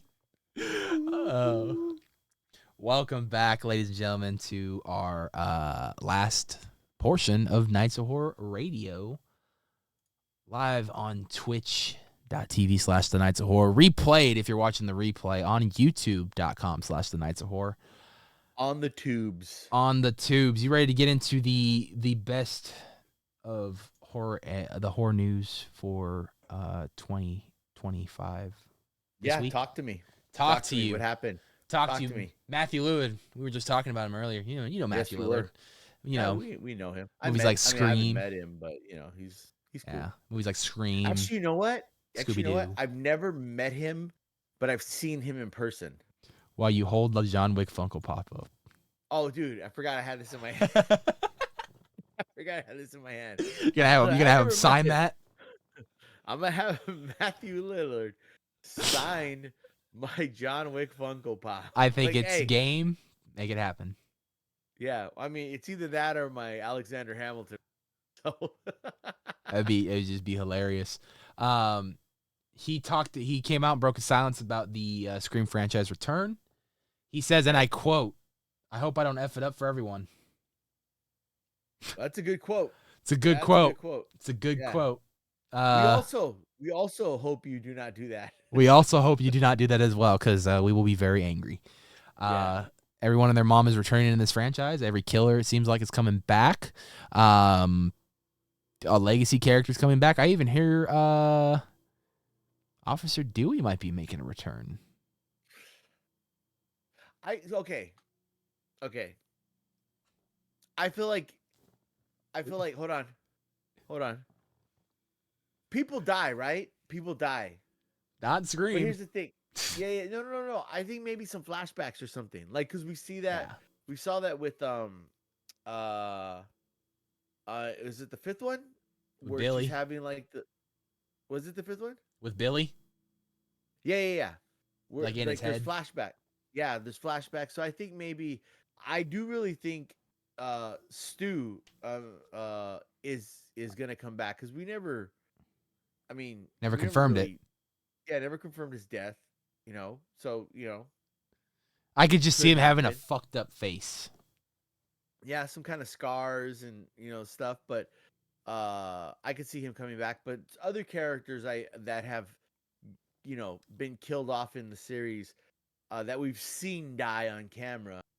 I think they may come back, but as flashbacks or like you know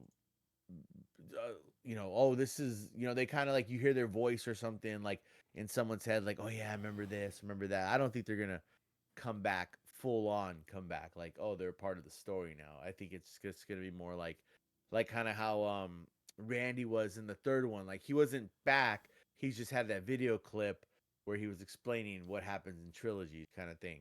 That'd be cool if they found like a clip of him, like all these years later, that was like for fucking the legacy and shit like that. Like Yeah. how to end Yeah. how to end a franchise. You know what I mean? Like, If you're going into your 8th movie, this is how you This end is- the damn franchise. this is what you need to know. Like, it always made me laugh when he was like, I think it was in the video where he's like, these are some cool like trilogy tricks that you need to know. It's like, what? It was so cool though they still got him in that third movie even after he died. Oh, yeah. I Yeah, I, for I, sure. I really wish he would have been one of the characters that stayed alive for these movies, because I would have loved to see how he would have interacted with his niece and nephew. Well, that's why his niece and nephew are the way they are. Yeah, To kind of because of him. Because and I do think you needed someone to die, someone of importance to die to show that, oh, people, like everyone around Sydney, can be killed. They're not. Well, that goes back to what I was saying about the metaverse between Scream and Stab. The whole purpose of them always, every now and then, and every other movie or every movie or so, them killing off main characters is so when they do make another Stab movie that it could be better than the last movie, and you kill off a legacy character so that reflects the fucking film. So yeah, dude, I gotta send you this video. It's a long video, but it's a whole breakdown of like it's a whole breakdown of the Stab universe within the Scream universe. Dude, like, it's nuts. I would play. Was it on like on YouTube? Yeah. CZ. It's CZ World is the guy. Okay. And he does a bunch of horror breakdown. He does a lot of good videos. If you get a chance, you want to catch up on your horror history. Yeah. Does timelines, everything. He like, there's shit that he broke down. I'm like, that's in the movie? What the fuck? But yeah, there's just like, it's just that that's usually the killer's motive. They want to make a better horror film, so they do these killings so someone has inspiration to make the horror film, and it worked. Yeah. Okay. So, like when you come to Scream 2, Stab is the first movie, and Stab is essentially Scream. Like when you watch clips of Stab, it's all Scream, shot for shot. So I think that's what's so meta about it, So, yeah, I think we'll see. I think a lot of these people returning kind of almost symbolizes that maybe this is it for the franchise. Like they're gonna go out with one last bang with every legacy cast member they can possibly do. If that's the case, I think I'll be a little bit more on board with the film. Yeah, no, do franchises ever really die though? Like, I mean, maybe they want to. You know what? At this point, I think I'd be okay with them killing it, like ending it, and then maybe like in I don't know, like 5 to 10 years, like redoing it, Or do a like TV show, redo or do a brand new and, TV show that's actually good. and don't call it Scream, call it Stab. That would be And meta. hold on, and in Stab, there's movies based off of Stab that are called Scream. You want to go even further back, Die Hard fan? Don't call it Stab or Scream. Call it Scary Movie. Yeah, there you go. You know, There you go. I'm just saying. Yeah. Scream 7 has a lot of hype and anticipation around it. It is currently being filmed at the moment. It is due out, I believe, next February. So we got some time before Scream 7. At first, we weren't on board with it. Now we're hearing more and more news about it. It might be a lot of hype behind it leading up to it. Maybe that's what they want. Yeah. You know? Yeah. I mean, I feel like we talked about this maybe a couple episodes ago as far as like the whole controversy with Jenna Ortega. Well, not so much Jenna Ortega, but you know, that Yeah, whole thing Sabrina with, Carpenter. Not Sabrina yeah, Carpenter. Melissa Melissa Barrera. There you go, Melissa Barrera, like that whole thing. And then I think from what I heard, it was more of a contract issue with I want to just call her Wednesday. Jenna Ortega. Jenna Ortega. I heard it was more of a contract issue. Contract issue. Yeah. Yeah. So I'll just leave it at that. But you know, once they kind of fell, you know, once they were off the script, the you know, the news we heard of Scream, you know, and it was kind of just dead in the water. So you know, the fact that you know they're bringing people back and getting people's excitement for it back up is a good thing. I really do, and maybe they'll surprise us. I really do want them to bring both those actresses back because I actually think they were really good in kind of revitalizing this franchise. So, you know, you know, even if it's a small role, to bring them back as you know a surprise killer or you know just a little something. But yeah, who knows? But I'm excited for it again with the cast that they've been keep adding our legacy characters that they keep, you know, hey, we're gonna get this person back, we're gonna get this person back, and whatever form they come back in the movie. It's got my excitement level, you know, up, but I definitely do want to see Sydney die. So Hashtag Cindy needs to die. yes. All right, we're in agreement on that. I think it's well overdue. Yeah. They should have killed Courtney in the last movie. I think they dropped the ball on that one, but that's just me. Yeah. There was that opportunity right there. All right, let's go on next to our next bit of news with Shudder. I'm a big Shudder guy. I love Shudder. When I had AMC Plus, I would pretty much be on the Shudder side of things mostly. Shudder is celebrating 10 years of being a streaming service, a decade of scary, good content. Shudder was one of the companies that gave us Late Night with the Devil and some of the VHS films as well. A lot of great stuff on Shudder. I think Creepshow was brought to life by Greg Nicotero on Shudder. Yeah. So congratulations to Shudder. And with them celebrating the 10 years, as it says right there, there will be a nationwide screening tour that will that'll include a curated selection of Shudder films. So all their greatest hits are going to be going on tour throughout theaters nationwide. So if you've been a fan of Shudder for the last 10 years and there's a movie that you've always wanted to see on the big screen that's going to be on that tour, take advantage of it. I may go see Late Night with the Devil on the big screen because I didn't get to see it on the big screen. I'd love to go see that on the big screen. But congratulations to Shudder. You deserve it. 10 years of a decade of scary, good content, man. It's just been nonstop for them. Awesome. Yeah. That's awesome. I don't think I think I've taken your Shudder account. I think I've showed, because I think we all had to watch like something, so I was like, well, it's on this, so here. Yeah. Yeah. Um, But that's awesome to hear. I mean, anytime, especially uh, especially it being a horror themed streaming service, it's cool to see that it's been around for so long because that's a tough space to be in. Netflix is kind of the model of it, and now other people or other companies are doing their thing. But 10 years, good on Shutter, and they've had some good movies and yeah, so good times. good times for Shutter. I am a big advocate of Shutter. They do good stuff. All right. Now from the world of Shutter to the world of CinemaCon. Let's look at CinemaCon thus far in the world of horror, because there's a lot of CinemaCon news and we're not covering it all. 28 days, 28 years later, Yeah. we are back. We got a new trailer shown at CinemaCon. It hasn't released online. I don't know if they are going to release it online or if it's a CinemaCon exclusive, but it was an intense infected action scene plus a church sequence similar to the first film. So if you guys know anything about that church sequence, I think it's probably one of the standout moments of that film. Oh yeah, that when in the first movie when he's I didn't say I always want to call it's Killian Murphy, right? Cillian Murphy, yeah. Killian Murphy when he's in there and he's like hello, and then Yeah. like that one infected like sits up and it's just like Yep. dude, that's so creepy. Like the first Remember, time I we were saw that, watching that on live together, and I don't know, yeah, I just watched the movie for the first time recently, and I was like, oh, what the fuck? Oh, yeah, fuck that.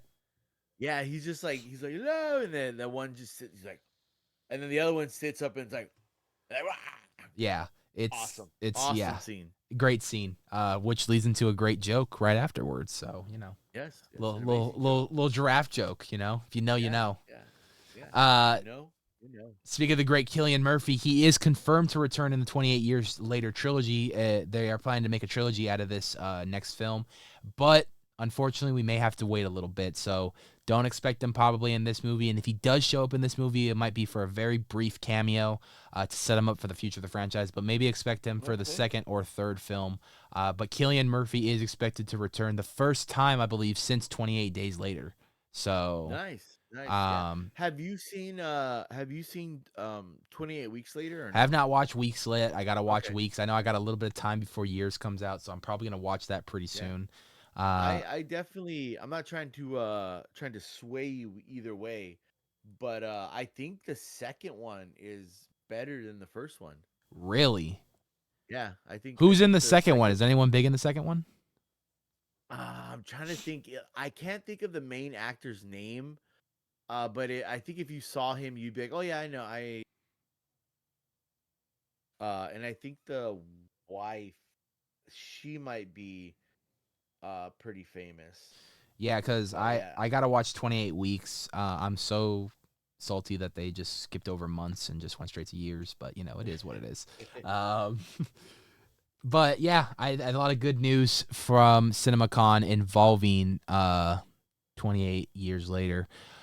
Also, within the same panel, the return of the franchise to I Know What You Did Last Summer, which, let's be honest, the only good one has been the original. All the other sequels just got progressively worse and worse and worse as they went on.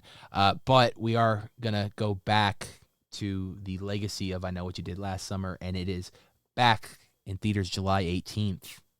And we got the first yeah, I'm ready. footage. Yeah, You I'm ready for fan? that. Did you go see that in Oh theaters? yeah, yeah. I mean, I don't think I saw it in theaters. I think that was, A rental? I think it was too. Yeah, I think it was a rental that I went. I went down my grandma's house and I rented it Grandmas will from never say Hollywood. no. Oh yeah, she was just like, here's $20. Go get a movie and Dude, popcorn. people don't even know how much 20 bucks could have got you at the movie store back in the day, bro. You could have walked away Oh with like yeah. two movies and some snacks, Well, bro. cause that's what like their deal was. It was like $15 and here's two movies and like a bucket of popcorn Yeah, and it's like one great. candy or something. It's Yeah, it was awesome. great, dude. Yeah, Bring so that vibe so back.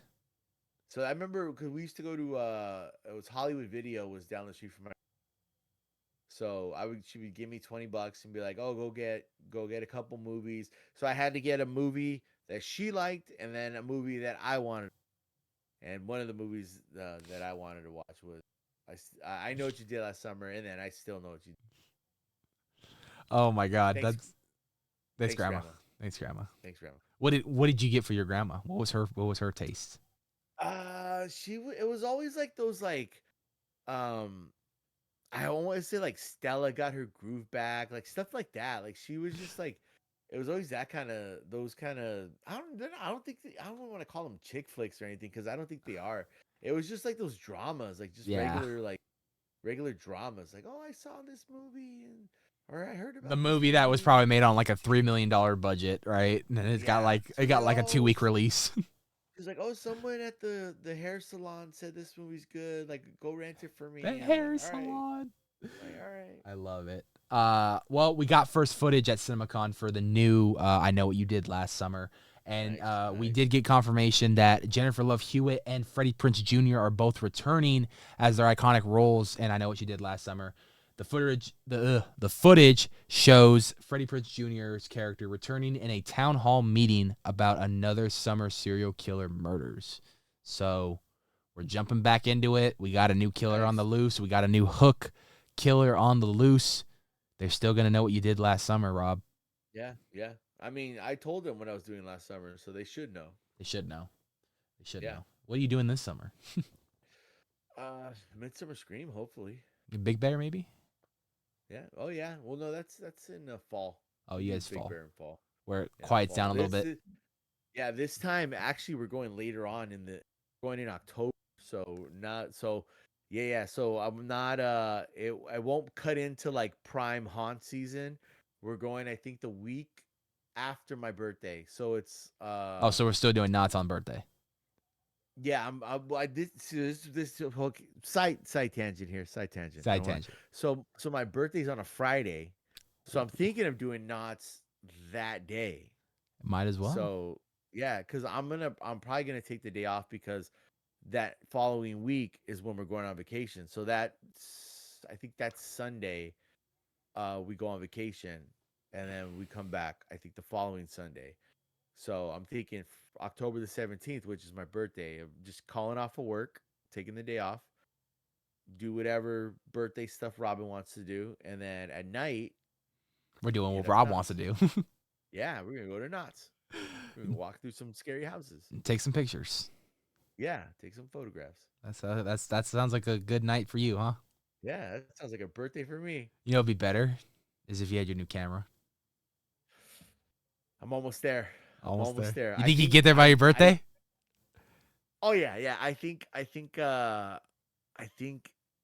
just trying to think. Maybe I want to give myself maybe like 3 months. I want to say like July or August. I want you to have that bad boy by Midsummer Scream.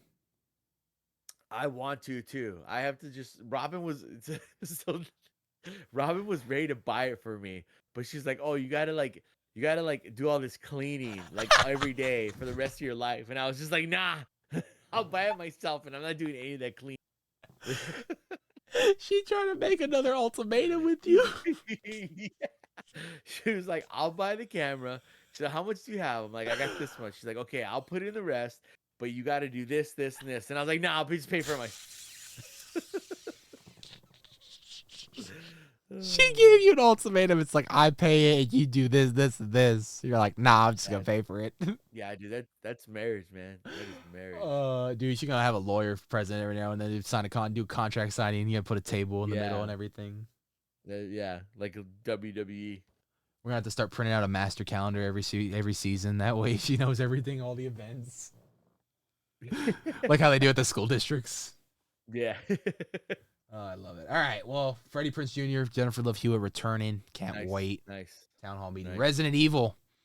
Resident Evil is back. Zach Krieger is directing the film. Says Resident Evil film will focus on one central protagonist going on a point A to B journey, falling more into hellish territory. In theaters September 2026. It looks like they're going based off the video games here. So very excited to see what Zach Krieger does with this film and how he does something different than the last Resident Evil film. I hope he goes more low to the games. Very excited. I'm a huge fan of the video games of Resident Evil, so hopefully we get something very game accurate. Yeah, I mean, I'm unschooled in this area. I haven't played Resident Evil since like PlayStation 2. That game was scary, man. That game was Oh, scary, and I dude, can never, the newer ones are even worse. I can never get past like the first like 5 minutes of the Resident Evil game. So I was just like, nah, I'm good. Dude, there was like one Resident Evil game. I think it was like because they started remastering them. So they started with 2, then they remastered 3, Okay, and they just I think released a few years ago. They released 4, which I okay, hear was like the best Resident Evil game ever. And I finally got my hands on it, and it was a pretty damn good Resident Evil game. nice. Resident Evil 3 though is with Nemesis. Okay, Fucking fought him like 6 times in that game. It was annoying every single time. I'm like, why don't you just die already, bro? and who's Nemesis. Nemesis? Nemesis Can't don't die. Yeah. Nemesis don't die. But there was a scene early in the game where you got to go turn on the fucking power grid because during the outbreak the power grid went off. Well, when you get to the fucking power grid, it's filled with fucking webs. There's giant spiders throughout the entire thing, dude. Oh, nice. I legit had to pause the game. Yeah. And at one point, I almost asked my cousin to come play that part for me because I did not want to play it. Yeah. But what I did was, instead of pausing the game, I did the next bitch thing, which was go on the live stream so people can watch me play the game. So I felt like I wasn't playing the game alone. I had people to talk There you to. go. I got Yeah. through the scene, never played Resident Evil 3 ever since then. Nice. Played it once, and that was it, just because of that scene. Never played it again. So yeah, I'm excited for Resident Evil this movie. Let's see if they do better this time around. We'll see what's up. Fingers crossed on that. Fingers crossed. Can't go wrong with having fingers crossed for good cinema. Am I right? Yes, that's what we hope for. Good cinema. This is one I'm very hyped for. Maggie, Me too. I could just tell by the tone of your voice what movie this is, and Yeah. I am the same way. So Yeah. let's go. Let's talk about it. Maggie Gyllenhaal's The Bride. A lot of Yep. hype over it. They actually did some reveals at CinemaCon. Christian Bale is playing the monster. Maggie Gyllenhaal is she playing the bride? I think she is playing the bride. She's playing the bride, I believe. But first footage from Maggie Gyllenhaal's The Bride reveals the bride and Frankenstein's monster origins and causing chaos in an already monstrous world. Cool. Follows Very an cool. eccentric Bonnie and Clyde type story that starts with Christian Bale as Frankenstein's monster falling over movie stars in a movie theater. I'm so stoked for this. I am. Oh, yeah. This looks like a modern day telling of The Bride of Frankenstein and the monster. But like they said, a Bonnie and Clyde type story. I mean, my imagination goes like there's going to be blood and chaos and fucking destruction everywhere these two go, especially with the monster. Christian Bale as the monster, interesting choice. I have seen Robert De Niro play the monster before, though, so I've seen weirder choices. I mean, Christian Bale's an excellent actor, so I think. I think he'll do a good job. I think when you set Boris Karloff as the tone of the monster, Yeah, it's really hard to replace that. You know what I mean? But yeah, no, I hear what you're saying. I think but what they're going for with this movie, I mean, it seems more modern. as long as you get good actors and actresses to play the roles, you should be okay. Like you're saying, it's a modern take on. I mean, you see this picture right here. What do you think of the fact of Frankenstein having tattoos? That's an interesting character choice. It's modern. Yeah, It's modern. It kind of shows that he's been around for a while. It seems. Yeah, I mean, tattoos aren't, and this is not like I'm not getting all like, historian or anything, but tattoos aren't like a new thing. No. They've been doing that for years. So I imagine not Frankenstein. Oh yeah, Frankenstein. Would have some tattoos and Well, I'll tell you this, bro. For sure, this is one we're gonna have to talk about on Real Talk, and one we're gonna talk about right here on Nights Earl Radio. Yeah. Because I think you and I have the same hype for this movie. We've heard a lot about it. And the fact that it's Maggie Gyllenhaal doing it, I mean, I didn't even know she directed stuff. I know she was a big producer. I know she's as much of a film buff as her brother is. So, I love Gyllenhaals. They do great work. Great movies, great work. Excited for this, bro. I can't wait. It's gonna be a good one. Insidious is coming back to the cinemas. I thought we were done after the Red Door or Return to the Further, I think it was called. But Insidious 6 will take you back to the Further on August 21st, 2026, next summer. Also, the franchise will be expanded upon with a spinoff, which has been talked about for some time now. This was supposed to come out years ago. I guess they put it off for the other Insidious movies that they made, but they're finally going to go through with it. The spinoff entitled Thread and Insidious Tale, which doesn't yet have a release date. So there's a lot you can do with that Thread Insidious Tale one. You can talk about a whole nother family that was possessed by one of the demons from the Further. You could talk about a demon. You can talk about the demons in specific of how they became who they were in the Further. I'd love to get a backstory on the red-faced demon that we have here on the screen right now. Because of the fact of he's just such an anomaly. He's just scary looking. He's terrifying. What are his origins? Why is he the way he is? Like, how did he become this way? Before, in a previous life when he was human, was he a fucking monster in real life? Like, what happened? There's so much you can explore with these. He could have been like a famous serial killer or something. Yeah. And that's just like his afterlife form. Also, we I can't think of the family's name that the Insidious that follows Insidious, but we can follow someone else. Like these characters aren't the only ones who can like astro project. So what we could follow a separate family, other people, or even like if it's like these group of people that depending on when they're gonna do it, we have the internet, so it's like what if they're like, oh, we're looking for other people who have had these experiences and they find each other. You could do so much with that world of Insidious, not only for the fact that like I mean it is scary, but this other dimensional world that is the Further, that's an underlying world, with our world a part of it. So I think there's a lot of stuff you can do that not only would be scary, would be good storytelling. So see what I'm excited to see what they do with this.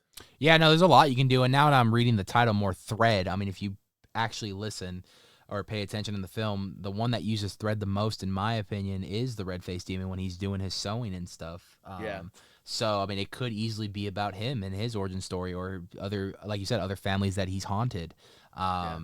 So, yeah, I'm excited. I thought that last Insidious movie was pretty good. It was a good, like, little return of the franchise, and I believe the guy who plays Ed Warren, Patrick, what's his name? Patrick something. He directed that last Insidious film, so I mean, he did a great job with it. So, yeah, excited for Insidious. All right, Conjuring: The Last Rites was shown during the Warner Brothers portion. Follows the final case of the Warrens, making it the final film in the main timeline in theaters September 5th, 2025. So stoked, so hyped for The Conjuring, especially when it comes to the actual series of The Conjuring. And I'm hearing already that the final like 30 minutes or so of this film is supposed to be scarier and supposed to top the spider walk from The Exorcist. So I'm so stoked to see what they do. The proper send off. It's supposed to be the Warrens' most disturbing case yet. So I don't know, man. So far, the best one in the franchise to me is Conjuring 2. Yeah, no, I think we talked about this last time. I agree. Second one is probably. I think the first one is story wise. I feel like it's you're being introduced to the Warrens, and it does a really good job. But as far as I think overall scare with the story and the characters, I think the Conjuring 2 is a superior movie to all above all of them. Now I hope with the fourth one that's coming out, I want to see all that. I want to see just the thing that I recently watched Conjuring 2, and the thing that kind of stuck out for me is just the helplessness of the family, and like just all this craziness going on. And there was really like even when the Warrens show up, until the Warrens show up, there was really nothing they could do. Right. So and I want. I mean, it sounds weird, but I want to whatever they do in this last one. I want to have that feeling. Maybe a different story. Maybe they're gonna go about it in a different way. But I want to have that feeling where it's like, man, like these people are helpless and they need the Warrens to come in and do this, or they have, just I want to feel dread. I want to feel dread in this movie for the characters. To add more on the news of The Conjuring and The Last Rites, big time producer over at Warner Brothers actually came out and said that this is just the end of the first phase of the Conjuring universe. So I don't know exactly what that means. Are we going to continue to do Conjuring movies? Are we going to continue to maybe do a show? Are we going to do more spin-offs? Like, what do you mean this is just done? Like, are you telling me from Conjuring 1 to Conjuring The Last Rites, that's phase 1? That's a lot of movies in phase 1. Well, I mean, you have the Annabelles, you have the nuns, La Llorona. La Llorona. Like there's I really they would have, and they still could, like I maybe if they did like a series, like I want everything in that like A cult. that room. I want like something like, oh, this is this story, like Like Ed an hour Warren, just maybe episode every yeah, year. an old Ed Warren just sitting back in his chair, being like talking about each thing and how they got it, and like you're saying, like an hour of, oh, this trinket or that trinket, and we got this from here, and this was possessed by this, and we had to do this. So I think that would be an interesting I'd take watch. if they did something like that. Oh yeah, for sure, I'd watch too. I'd be scared as hell, but I'd watch it. I can already see it right now. A Max original. Yeah, A Max like it. original. There it is. I like it. No, I'm excited, man. I can't wait to see what's next in The Conjuring, Last Rites, so should do that. I believe this is the last bit of news for today, and that is my new favorite television series, franchise, whatever you want to call it these days. But they are on the 4th show coming up now with Dexter Resurrection coming out this summer. However, Dexter Original Sin kicked off the new year with the next chapter, the prequel series of Dexter, the origins of how Dexter became the iconic serial killer / Metro Homicide Police forensic scientist, or not a forensic scientist. What was he? A blood analyst. Blood splatter analyst. Yes. BSA for short. Yeah. How he became all of that. It just got renewed for season 2 at Paramount Plus with Showtime. So happy about that. There were so many things that I still said after watching season 1 that they could explore more of. They were talking about his brother, the ice truck killer, who made an appearance in the show. So there's a lot of things you can cover with that. And he could be running into other people that he's going to kill in the future. But there are so many things that you can touch upon. And the man playing younger Dexter, I mean, bravo. Sounds just like him. Acts just like him. I think they did a great job. Christian Slater plays the dad. He's great in the show. I mean, Christian Slater's great in everything, but I'm so stoked that this is getting renewed for another season. So I imagine after they're done with Dexter Resurrection and that's out to the world, which by the way has a stacked cast that season. But I imagine this will be the next project they start working on. Nice. I haven't. I know you've recommended. I haven't to catch up. There's so many TV shows. Yeah, there is a lot. There's this new show called The Sopranos I've been watching. Excellent show, by the way. Excellent. Oh, you talking about the show that just passed its 25th anniversary? Yeah, that new show. I'm talking about that new show. New show 25 years ago. Yeah, no, I think I've told you I was a big fan of Dexter. The first time running around, I thought excellent show. And everything anyone said is, just talking to you about it. This one's called is it Original Sin? Yeah, this one's called this prequel series is Original Sin. They're doing a sequel next, will be called Dexter Resurrection. Okay, yeah, just everything you're saying, it all sounds very interesting. More lore into our favorite serial killer. So that's one. I mean, I have Paramount Plus. I gotta check it out. I've just been watching this show called what is it called? This was Seth The Rogen. Wire. Oh, The Studio. No, not the Studio. Isn't it great? I gotta watch 3, but I watched the. Oh my god, what a such a what is such a good social commentary on how studio interference fucks with our favorite film. I love that second episode alone. Watch that episode alone, bro. Amazing episode. That's I loved such. it. It was all one shot. I love that. I love that. And So that's what the argument of that episode was trying to accomplish a one shot. Yeah. It was so good. Awesome. It was So awesome. good, dude. I think really good. I really hope they renew it. The studio is so good on Apple TV Plus. Yeah. I started watching that, and I started getting on the Ted Lasso bandwagon. So I haven't jumped on Ted Lasso. it's fucking funny, dude. The studio and I know everyone says it's the studio and that other one, Severance. Is that good?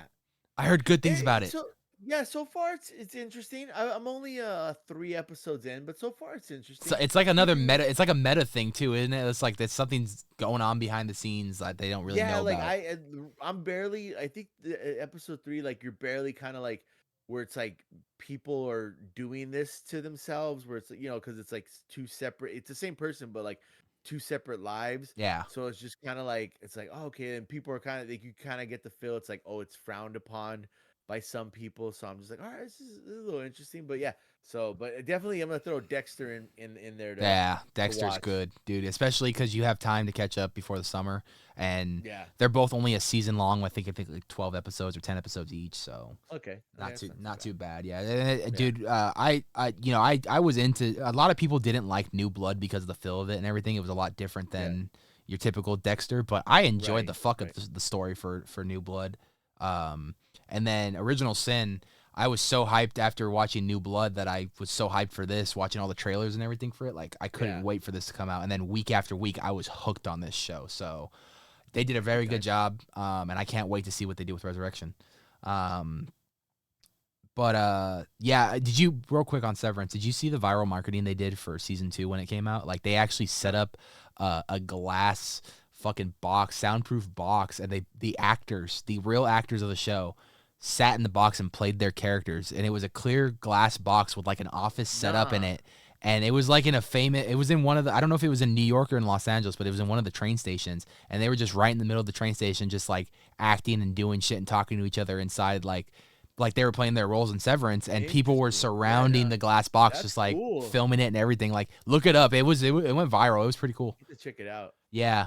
So yeah, Dexter renewed, and that is all for today, folks. That is Nights of Horror Radio, episode 21, with a new format too. I mean, I hope you guys enjoyed the little slideshow presentation. I worked on that Monday and Tuesday real quick just to have a little visual aid for Nights of Horror Radio, and that way it's not as boring, so you get to get a little visual and read a little bit. Yeah, we love our visual aids. We do love our visual aids. We do a lot. Don't know when we'll be back on the air. Hopefully, maybe we'll try again next week. Maybe we'll try again the week after. But yeah, there's a lot going on rapidly, quick. I've been trying to schedule a Horror Icon mashup episode of Nights of Horror Radio just because I want to do that again so bad. And I figure since we already do Nights of Horror Radio, it'd be the perfect place to do it in the beginning of the show. There's just news that comes out every time. I tell him about, like, Speculation Map came out. We should probably do a Nights of Horror Radio, even though last week we just did one. This was kind of an emergency episode. But CinemaCon was also happening, so it all worked out. Yeah. But don't know when we'll be back on the air. However, for Nights of Horror Radio, at least. However, we are going to be filming another episode of Real Talk real soon, so keep your eye out for that. And I will be back live on tomorrow right here on Twitch playing Call of Duty Warzone because Verdansk is returning tomorrow.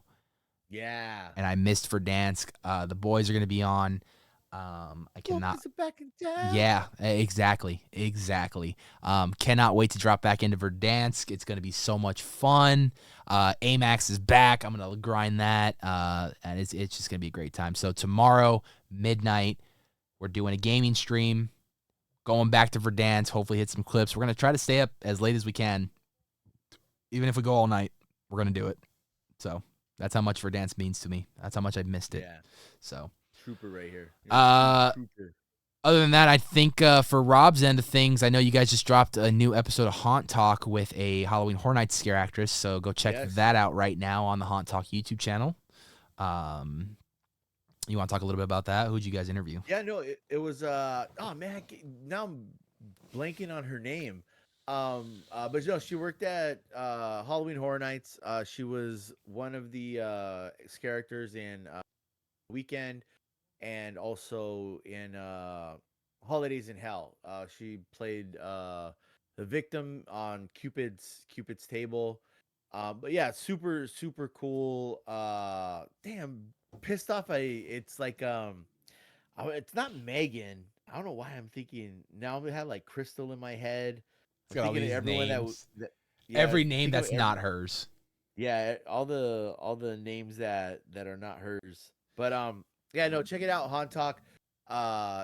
Cool. I mean, we've interviewed so many cool scare actors and actresses that just um they all bring something different to the show and have different perspectives. And you know this interviewing characters for as long as you have, it's just like Yeah. you think you know something about it, and it's like behind the scenes it's like, oh, actually we do this, or actually we this, and it's kind of this, and this is what I do to get prepared. Everyone's process is different. So yeah, just go and you want to get some insight on what their lives are like, or just even like some tips to help you if you're trying to be one.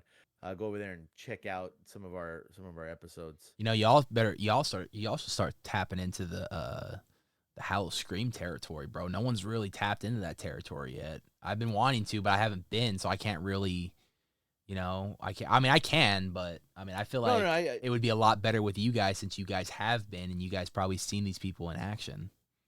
I know Scott has like connections with them, so I mean that would be a good idea to. Because I'm just saying, no one else, to my knowledge, has interviewed That's them. her name, Jen. Jen. Yeah, Jen. Her name's Jen. Yeah. Oh, super. Sorry, Jen's, Jen. He's not sorry. She was amazing. Like she was amazing too. Like she was so like sweet. Like we typically talk off camera afterwards, and just super sweet. I feel weird calling people like ladies or gentlemen, but like super sweet. Like woman. She was awesome to have, but and super funny as well. And she's like a legit. That's one thing. She was like a mermaid. Like she does like that mermaid where she like go. People hire her for like houses. She like swims in the pools with kids. Oh, wow. She does like a scary mermaid too for like scary time. And so it's super talented. She could have been in the depths too, man. She would have been perfect in the depths. Perfect. All right, Haunt Talk, and I know, keep an eye out for Rob because he's got something brewing. Oh yeah, in the works. Yeah, I got something brewing. It'll be probably like a week or so, and then I'll drop it. Drop it. But keep an eye on keep an eye on the Howling Hour. He'll be sharing it on the Howling Hour, and we'll be sharing it across our socials. So keep an eye on the socials, specifically on the Instagram. That's where you're gonna want to keep it. Yeah, on the grams. Keep an eye on what's coming in the next week or two from the Howling Hour, because there is something massive, big news coming from the Howling Hour. Big step forward for him. It's going to be great. Other than that, you can follow us on Nights of Horror on social media, Instagram, TikTok, YouTube, obviously, Twitch, X, Threads. We're on it all. You can follow us there. And you can follow Rob, a.k.a. at the Howling Hour, across the social media spectrum as well, with Instagram, with YouTube, with are you on TikTok? I think I have no, I don't have a TikTok. I have an X, but it's like Howling Hour 1 because someone took the Howling Hour. Damn it. Then you got to settle with the 1. So yeah, you go follow him, but I know he's mostly active on Instagram. So on the gram in the YouTubes. And the YouTubes. Those are the two active ones. But if nothing else more, thank you guys so much for lasting this long with us. And we hope you guys enjoyed today's episode of Nights of Horror Radio. If you guys did, smash the like button. Follow us here on Twitch so you can tune in live. I know it's late night that we do it. It's just because of my job schedule. Over the summer, that's going to change. We're going to go afternoon, so everyone will be able to tune in.